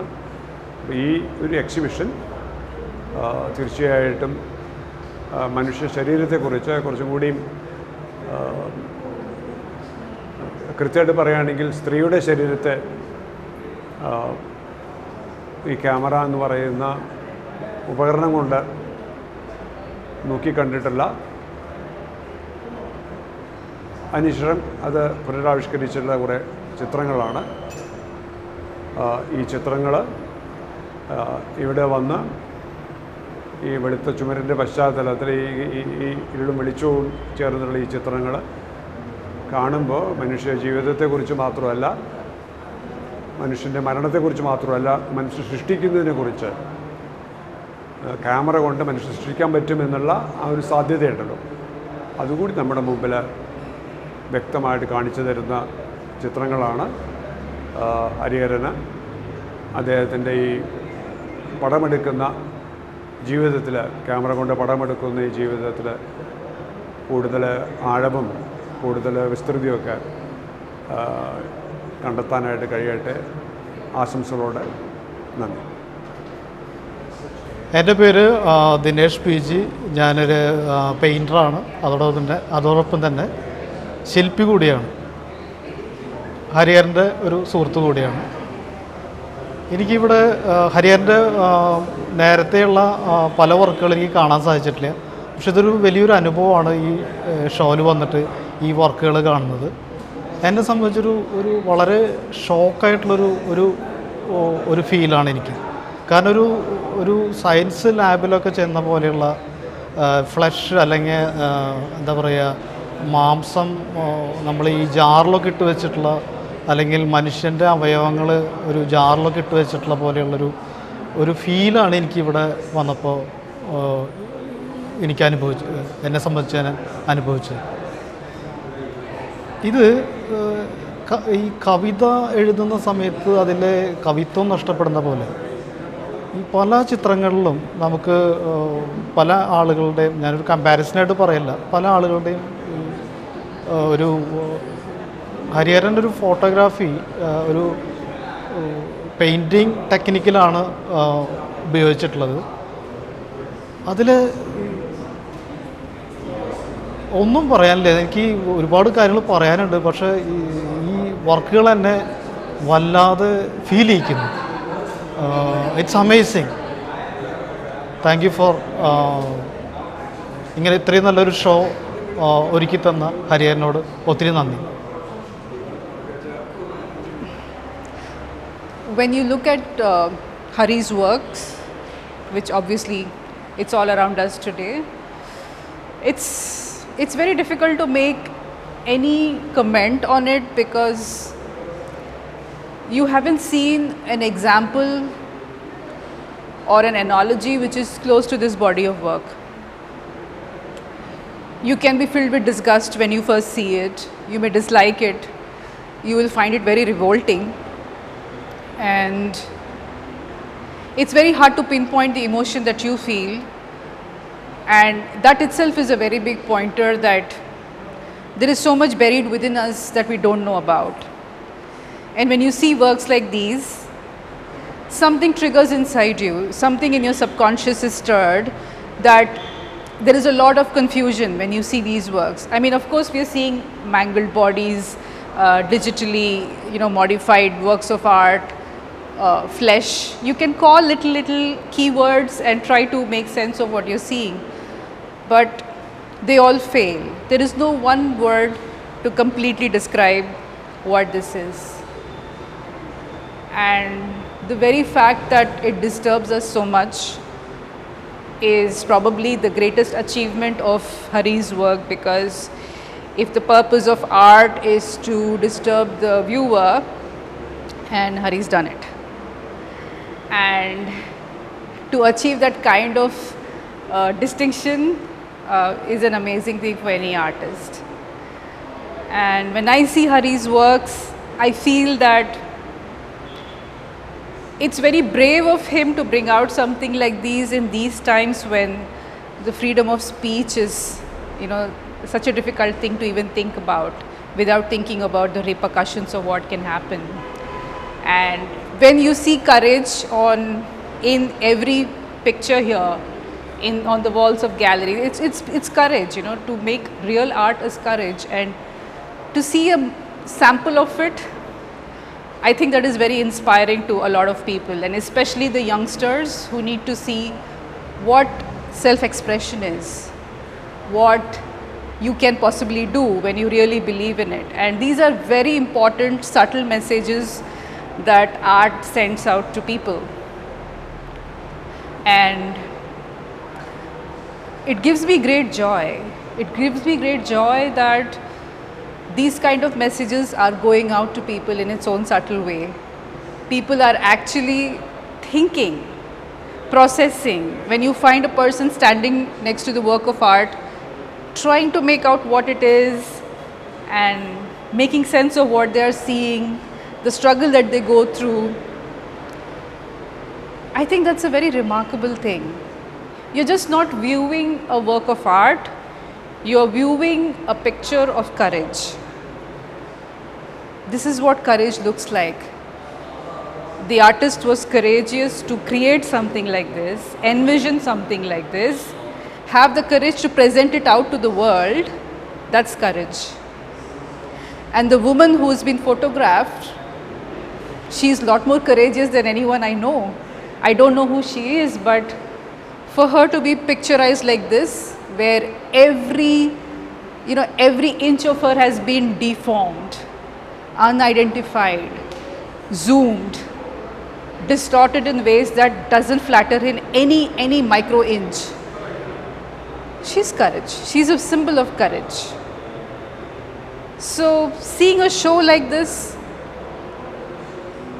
being uncomfortable is one aspect of it, but somewhere deep down you acknowledge that this was not done before. This courage was not seen before. if one person can do it, I think I have every right to express what is there in my mind and soul. And these messages are so important in these times. We have been so far away from reality. We have been consistently brainwashed. We have been just, through our mobiles, our televisions, our news channels and whatnot. We don't even know what reality is. We don't even know what a real woman's body looks like. We only see the doctored, photoshopped, airbrushed images of people on the screen, and we think that is the ideal. And for youngsters to see this, and for them to also realize that, oh, I've seen this image somewhere. Oh, my mother's hair is like that. My father's feet look like that. Suddenly they are jolted back to reality. And that jolt is what is the most precious thing that we all take from this show. I don't know when the next show will be, but I hope this show travels many cities, reaches many people, encourages them to feel free to express what they have to express without fear or favor. I mean, that is the kind of place we like to live in eventually, where the mind is without fear. Thank you. எல்லோருக்கும் வணக்கம். இது என்னுடைய first photo exhibition இன் Kerala. So ரொம்ப மகிழ்ச்சியாக இருக்குது. ஹரியானா வந்து என்னை invite பண்ணது லாஸ்ட் மந்த் என்னை இன்வைட் பண்ணிட்டாரு இந்த எக்ஸிபிஷன் கண்டிப்பாக வரணும்னு சொல்லிட்டு. ஸோ என் ஒர்க்கை வந்து நிறைய நாள் ஃபாலோ பண்ணியிருக்காரு, என் ஒர்க்கை அப்ரிசியேட் பண்ணியிருக்காரு. ஸோ அது ரொம்ப எனக்கு பிடிச்சமாக இருந்துச்சு. ஒரு சக கலைஞனுடைய ஒரு பாராட்டு வந்து ரொம்ப முக்கியமானது. ஸோ அவருடைய எக்ஸிபிஷனுக்கு வந்து இன்வைட் பண்ணனால எனக்கு வரணும்னு கண்டிப்பாக தோணுச்சு. ஸோ அதனால தான் இங்கே இருக்கேன். ஸோ இங்கே இருக்க ஃபோட்டோஸ்லாம் பார்க்கும்போது நம்ம இது முன்னாடி வரைக்கும் பார்த்ததுக்கும் இப்போ இங்கே இருக்க ஃபோட்டோஸும் நிறைய வித்தியாசமான உணர்வுகள் நமக்கு கிடைக்கும். எனக்கு ஆரம்பத்தில் வந்து ஒரு குழப்பமான மனநிலை தான் இருந்துச்சு. இதை புரிஞ்சுக்கிறதுக்கு ரொம்ப டைம் எடுத்துச்சு எனக்கு கொஞ்சம். இன்னொன்று, பெண் உடல் மீதான கட்டமைக்கப்படுகிற அனைத்து விதமான ஒரு வரையறைக்கும் வந்து எதிராக வந்து ஒரு பயங்கரமான கேள்விகள் இருக்கக்கூடியதாகவும், ஒரு ஃப்ரேமுக்குள்ளே பலதரப்பட்ட கேள்விகளையும் பதில்களையும் சொல்லக்கூடியதாகவும் இருக்குது. ஸோ ஒரு பெண்ணோட வந்து இப்படி தான் இருக்கணும், இல்லை ஒரு அப்படி இருக்குன்னு சொல்லிட்டு ஒரு எந்த ஒரு இதுவும் இல்லாமல் அதன் போக்கில் அதன் எண்ணத்துக்கேற்றாப்புல அது வந்து விரியுது, பறக்குது, இந்த மாதிரி விஷயங்களை வந்து உணர்வுகளை கொடுக்கக்கூடியதாக இருக்குது. வாய்ப்பு இருக்கிறவங்க எல்லோரும் வந்து இந்த எக்ஸிபிஷன் கண்டிப்பாக பார்க்கணும். ரொம்ப முக்கியமான எக்ஸிபிஷன். ஸோ அங்கே இருக்கிற ரொம்ப ரொம்ப ரொம்ப சந்தோஷமாக இருக்குது எனக்கு. ஸோ ஒரு வேறு விதமான உணர்வை வந்து இது மூலிமா எனக்கு கிடைக்குது. ஸோ அனைவரும் வந்து பாருங்கள். மகிழ்ச்சி. Sound check. எஸ், എൻ്റെ പേര് ഹരികുമാറാണ്, കോഴിക്കോട് സ്വദേശം. ഞാൻ ഹരിഹരൻ സാറിൻ്റെ ഫോട്ടോഗ്രാഫി കഴിഞ്ഞ 2-3 വർഷമായിട്ട് ഫോളോ ചെയ്തുകൊണ്ടിരിക്കുകയാണ്. ആലപ്പുഴ ബിനാലയിൽ ആദ്യമായിട്ടാണ് നേരിട്ട് ഇത് എക്സിബിഷൻ കണ്ടത്. അത് കഴിഞ്ഞിട്ട് കോഴിക്കോട് കണ്ടു. And I M very happy and feel lucky that I have made it to this particular exhibition, Barbecue Republic എന്ന് പറഞ്ഞിട്ട്. ഇത്ര പ്രോളിഫിക് ആയിട്ട് ഈ സബ്ജക്റ്റ് അവതരിപ്പിക്കുന്നത് ഇറ്റ്സ് അൺപ്രസിഡൻറ്റഡ് തന്നെ പറയാം. അറ്റ്ലീസ്റ്റ് കഴിഞ്ഞ maybe 50-60 years of art ഹിസ്റ്ററിയിൽ തന്നെ ആദ്യമായിട്ട് ആയിരിക്കും ഇങ്ങനെ ഒരു സംഭവം നടക്കുന്നത്. There are so many things to say about this particular exhibition. 1979 Iran revolution ശേഷമാണ് അതുവരെ ആൾക്കാർക്ക് ഇങ്ങനെ ഒരു സെൽഫ് കോൺഷ്യസ് ആയിട്ടുള്ള ഒരു ലൈഫ് എവിടെയും ഉണ്ടായിരുന്നില്ല. ഇല്ലെങ്കിൽ സെൽഫ് സെൻസർഷിപ്പ് എന്ന ഒരു ഇഷ്യൂ ഒരു ഇതായിട്ടുണ്ടായിരുന്നില്ല. 1979 ശേഷമാണ് ഈ സെൽഫ് സെൻസർഷിപ്പ് എന്നത് ഒരു വേ ഓഫ് ലൈഫായിട്ട് തന്നെ മാറി വന്നു. സെൽഫ് കോൺഷ്യസ് ആയിട്ടും സെൽഫ് സെൻസർഷിപ്പായിട്ടും. അതിപ്പോൾ ഈ സോഷ്യൽ മീഡിയ വന്നപ്പോൾ IT കമ്പനികൾ തന്നെ അത് ഇമ്പോസ് ചെയ്തിട്ട് this is against community standards എന്ന് പറഞ്ഞിട്ട് ഒരു സാധനം പറയാനും കാണാനും കാണിക്കാനും പറ്റാത്ത മാതിരിയാക്കി ശ്വാസം കിട്ടാണ്ട് സ്റ്റൈഫ്ലിംഗ് ഒരു എൻവിറോൺമെൻറ്റ് നടുക്കാണ് പെട്ടെന്ന് ഹരിഹരൻ സാറിൻ്റെ ഒരു എക്സിബിഷൻ ഇങ്ങനെ വരുന്നത് ഭയങ്കര സന്തോഷം ഉണ്ട് ഇതിന്. രണ്ട് ഇറ്റ്സ് ആക്ച്വലി ലൈക്ക് ഈ ഇമേജസ് കാണുന്ന നേരത്ത് എനിക്ക് പെട്ടെന്ന് ഓർമ്മ വന്നത് നമ്മളുടെ അക്കമഹാദേവി എന്ന് പറഞ്ഞിട്ട് ഒരു ലിംഗായത്ത് ഷൈവൈറ്റ് കവയിത്രി പോയറ്റസ് ഉണ്ടായിരുന്നു. വചന മണ്ഡപം എന്ന ഒരു കാസ്റ്റ്ലെസ് ഒരു സോഷ്യൽ കമ്മ്യൂൺ മാതിരി ഉണ്ടായ ഒരു കാലഘട്ടം ഉണ്ടായിരുന്നു കർണാടകയിലെ ഡെക്കൻ ഇന്ത്യയിൽ. ആ അക്കമഹാദേവി എന്താ പറയുക ദിഗംബരമായിട്ട് നടക്കുന്ന ഒരു സ്ത്രീ ആയിട്ടുണ്ടായിരുന്നു. ബിക്കോസ് ഷീ അക്കമഹാദേവി മീര ശ്രീകൃഷ്ണൻ എങ്ങനെ കല്യാണം കഴിച്ചു എന്ന് പറഞ്ഞ് നടക്കുന്നുണ്ടായിരുന്നു. ഈ അക്കമഹാദേവി മഹാശിവനാണ് കല്യാണം കഴിച്ചു എന്ന് പറഞ്ഞ് നടക്കുന്നുണ്ടായിരുന്നു. പക്ഷേ ദിഗംബരമായിട്ട് നടക്കുന്നുണ്ടായിരുന്നു. And then she use to cover herself with her hair dresses എന്ന് പറയും. അപ്പോൾ സമയം കൂടിപ്പോയോ.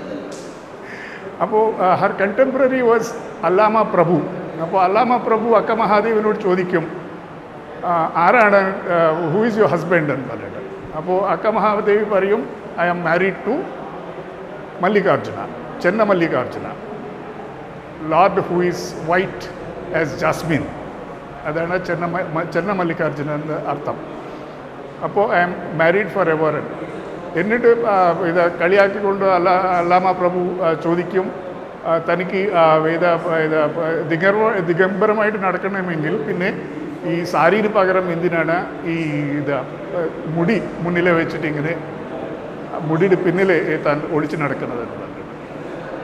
അപ്പോൾ അതിന് ഒരു വചനമുണ്ട്. അതിന് പെട്ടെന്ന് അത് കന്നഡയിലും ഇംഗ്ലീഷിലും ഓർമ്മയില്ലാത്തൊരു വചനമാണ്. പക്ഷേ ആ മറുപടി എങ്ങനെ ഉണ്ടാവുമെന്ന് പറഞ്ഞാൽ, until the fruit is ripe, the skin will not fall off. അപ്പോൾ brother don't tease me, I am married to Mallikarjuna, അങ്ങനെ ഒരു അർത്ഥത്തിലാണ് അത് പറയും. അതേമാതിരി ആ വചന കവിത്വത്തിൽ വേറെ ഒരു കേത്തലാദേവി ഗുണ്ടയ്യ എന്ന ഒരു പോട്ടറുടെ ഭാര്യയായി ഉണ്ടായിരുന്നു.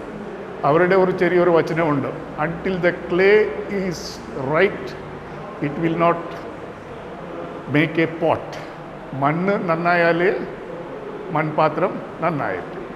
അപ്പം അതുപോലെയാണ് നമ്മുടെ മനസ്സും സ്വഭാവം ഇതൊക്കെ നന്നായാൽ മാത്രമേ നമുക്ക് ക്ലീൻ ആയിട്ടും ഹാപ്പി ആയിട്ടും ജീവിക്കാൻ പറ്റും. അപ്പോൾ I'm so very happy that Hariharan has brought that entire thing once again through this prolific it's really prolific. ഇത്ര അബണ്ടൻസ് ആയിട്ടുള്ള ഒരു ഇത് അത്യാവശ്യമാണ്. ഡ്യൂപ്ലിസിറ്റി ഓർ മൾട്ടിപ്ലിസിറ്റി എന്ന് തോന്നുന്നുണ്ടാവും, പക്ഷേ it's still like it's very wonderful. So thank you so much, Hariharan, for giving me this opportunity. Hi, I'm Hari. I live here, but I work basically in Vietnam. I don't have anything profound to say about what I've seen here, but the impact on me is very profound. I don't think I can look at human flesh again in the same way. I can't look at ideas about human flesh and sensuality and other things in the same way. It's at that level, it's very disturbing and very profound. I think I'm going to go through daily life from the rest of my life, connecting images that I see somehow or the other. And I think that's the impact of this work. This photograph had a huge impact on me because this is how I saw my dad for the first time when I returned from the US to Kerala. He had passed away and I had not seen him, and this is how I saw him first. So the level of this impact is what I feel from a lot of other photographs as well. Even though, as somebody who is obviously interested in the human story, interested in sex, interested in the human body, this brings a perspective that perhaps would have been very, very difficult to get otherwise. So I have to thank Hari for it. I have to thank Hari for disturbing me. I also think I have to curse him a little for spoiling my life from now. Cheers. ഇത്രയും ചിത്രങ്ങളുടെ നടുവിലിരിക്കുമ്പോൾ അതും ഏകദേശം ഒരു 3 വർഷത്തെ പരിശ്രമത്തിൻ്റെ ഫലമായി തീർത്ത ഒരു ചിത്രപരമ്പര ഏറെ സന്തോഷം തോന്നേണ്ടതാണ്. പക്ഷേ ഇതിലേക്ക് എത്തിപ്പെടാനുള്ള കാരണങ്ങൾ ഒന്നുകൂടെ ആലോചിക്കുമ്പോൾ അത്രയധികം സന്തോഷം പ്രദാനം ചെയ്യുന്ന ചിത്രങ്ങളല്ല അവ. അത് കാണുന്നവർക്കും ഏറെ സന്തോഷം പ്രദാനം ചെയ്യാനുള്ള യാതൊരു കാരണവും ഞാനും കാണുന്നില്ല. കാരണം ഇതിലേക്ക് നയിച്ച മുഖ്യമായ ഒരു സ്വാധീനം കോങ്കോ എന്ന രാജ്യത്ത് വർഷങ്ങളായിട്ട് അരങ്ങേറിക്കൊണ്ടിരിക്കുന്ന അതിദാരുണമായ മാനവികതയ്ക്ക് തന്നെ ഏറ്റവും ഒരു നാണക്കേടോ ഇല്ലെങ്കിൽ ഒരു അപമാനമോ ഉണ്ടാക്കുന്ന സംഭവ വികാസങ്ങളാണ്. 2 ദശകങ്ങളിലേറെയായി അവിടെ മാറി മാറിയുള്ള പട്ടാള ഭരണം അരങ്ങേറുന്ന ഒരു രാജ്യമാണ് കോങ്കോ. ഈ 2 ദശകങ്ങളായി തന്നെയും തങ്ങളുടെ അധികാരം കാണിക്കാൻ മുഖ്യമായൊരു ഉപാധിയായി ഈ ഭരണകർത്താക്കൾ കാണുന്നത് സ്ത്രീകളുടെയും കുട്ടികളുടെയും മുകളിൽ എങ്ങനെ അക്രമത്തിലൂടെ ആധിപത്യം സ്ഥാപിക്കാമെന്ന കാര്യമാണ്. ആൻ്റോണിയോ പ്ലാറ്റോൺ എന്ന് പറഞ്ഞ ഒരു ഫോട്ടോഗ്രാഫർ, അദ്ദേഹം ലോക ഫോട്ടോഗ്രാഫി ചരിത്രം പരിശോധിച്ചാൽ ഏറ്റവും പ്രധാനപ്പെട്ട ഫോട്ടോഗ്രാഫർമാരിൽ, അതും പോർട്രേറ്റ് ഫോട്ടോഗ്രാഫിയും ഗ്ലാമർ ഫോട്ടോഗ്രാഫിയും എടുക്കുന്നൊരു മനുഷ്യൻ ഈ കോങ്കോയിൽ പോയി ഒരു അസൈൻമെൻറ്റിന് ഡോക്ടർ ഡെന്നിസ് മുക്വെഗെ എന്ന് പറഞ്ഞ ഒരു ഡോക്ടറുടെ ആശുപത്രിയിൽ ഒരു അസൈൻമെൻറ്റിന് പോകുന്നു. ഇത്രയും കാലം വളരെ ഗ്ലാമറസ് ആയിട്ട് സ്ത്രീകളെ ഏറ്റവും അവരുടെ സൗന്ദര്യം മാത്രം കാണികൾക്ക് കാണിച്ചു കൊടുത്തുകൊണ്ട് ചിത്രങ്ങൾ എടുത്തിരുന്ന ഒരു മനുഷ്യൻ അവിടെ ആശുപത്രി കിടക്കയിൽ കിടന്നിരുന്ന സ്ത്രീകളെയും കുട്ടികളെയും കണ്ട് താൻ ഇത്രയും കാലം എന്തിനാണ് ചിത്രം എടുക്കണമെന്ന് ആലോചിക്കേണ്ടി വന്നാൽ ആ സ്ത്രീകളുടെയും കുട്ടികളുടെയും ദാരുണാവസ്ഥ നമുക്ക് ചിന്തിക്കാവുന്നേ ഉള്ളൂ. പറഞ്ഞു വരുമ്പോൾ മനുഷ്യ ശരീരത്തിലെ, അതായത് ഈ കിടക്കയിൽ കിടക്കുന്നവരുടെ ഗുദത്തിനും യോനിക്കുമിടയിലുള്ള നേരിയ ഒരു മെംബ്രെയിൻ, അതിൽ അതിദാരുണമായ ദ്വാരങ്ങളും മറ്റ് പരിക്കുകളും ഏറ്റ് ഒരു മനുഷ്യൻ ഏറ്റവും അധികം നിർവഹിക്കേണ്ട പ്രാഥമിക കടമകൾ പോലും ചെയ്യാൻ കഴിയാതെ ഏറെ ബുദ്ധിമുട്ടി പഴുപ്പും വേദനയും അനുഭവിച്ച് ജീവിക്കുന്ന സ്ത്രീകളെയാണ് അദ്ദേഹം അവിടെ കണ്ടത്. അപ്പം ഇദ്ദേഹം എടുത്തിരുന്ന സ്ത്രീകളുടെ സൗന്ദര്യത്തിൻ്റെ ഏറ്റവും കൂടിയ ഭാവങ്ങൾ നമുക്ക് പകർന്നു തരുന്ന ചിത്രങ്ങളിൽ നിന്ന് ഏറെ വ്യത്യസ്തമായി സ്ത്രീകളുടെ ഏറ്റവും ദാരുണമായ ഒരവസ്ഥ കാണിക്കുന്ന നേർക്കാഴ്ചകൾ ഇദ്ദേഹത്തിനുണ്ടാക്കിയ സംശയമാണ് ഈ പരമ്പരയിലേക്ക് നയിക്കാൻ ഒരു മുഖ്യമായ കാരണം. പിന്നീട് പൊതു ഇടത്ത് ഈ പരമ്പരയിൽ ഓരോ ചിത്രവും മനുഷ്യൻ്റെ ഓരോ വൈയക്തികമായ അനുഭവങ്ങളുമായിട്ട് കോർത്തിണക്കി കാണാവുന്നതാണ്. ഇതിലേക്ക് ഞാൻ എൻ്റെ വ്യാഖ്യാനങ്ങൾ അടിച്ചേൽപ്പിക്കാൻ ഒട്ടും താല്പര്യപ്പെടുന്നില്ല. അപ്പോൾ ഈ സാഹചര്യം മാത്രം പറഞ്ഞുകൊണ്ട് ഞാൻ പിൻവാങ്ങുന്നു. കാണുന്നവർ അവരുടെ വൈയക്തികമായ അനുഭവങ്ങളും കൂട്ടിച്ചേർത്ത് ചിത്രങ്ങൾ സ്വയം വ്യാഖ്യാനിക്കാമെന്നാണ്. എനിക്കാകെ പറയാനുള്ളത്, സന്തോഷകരമായ ഒരു കാഴ്ച നിങ്ങൾക്ക് ഇത് ഒരുപക്ഷെ പ്രദാനം ചെയ്യില്ല. പുസ്തകത്തിൽ ഞാൻ പറഞ്ഞു നിർത്തിയതുപോലെ, I welcome all of you to a very unhappy viewing. Thank U.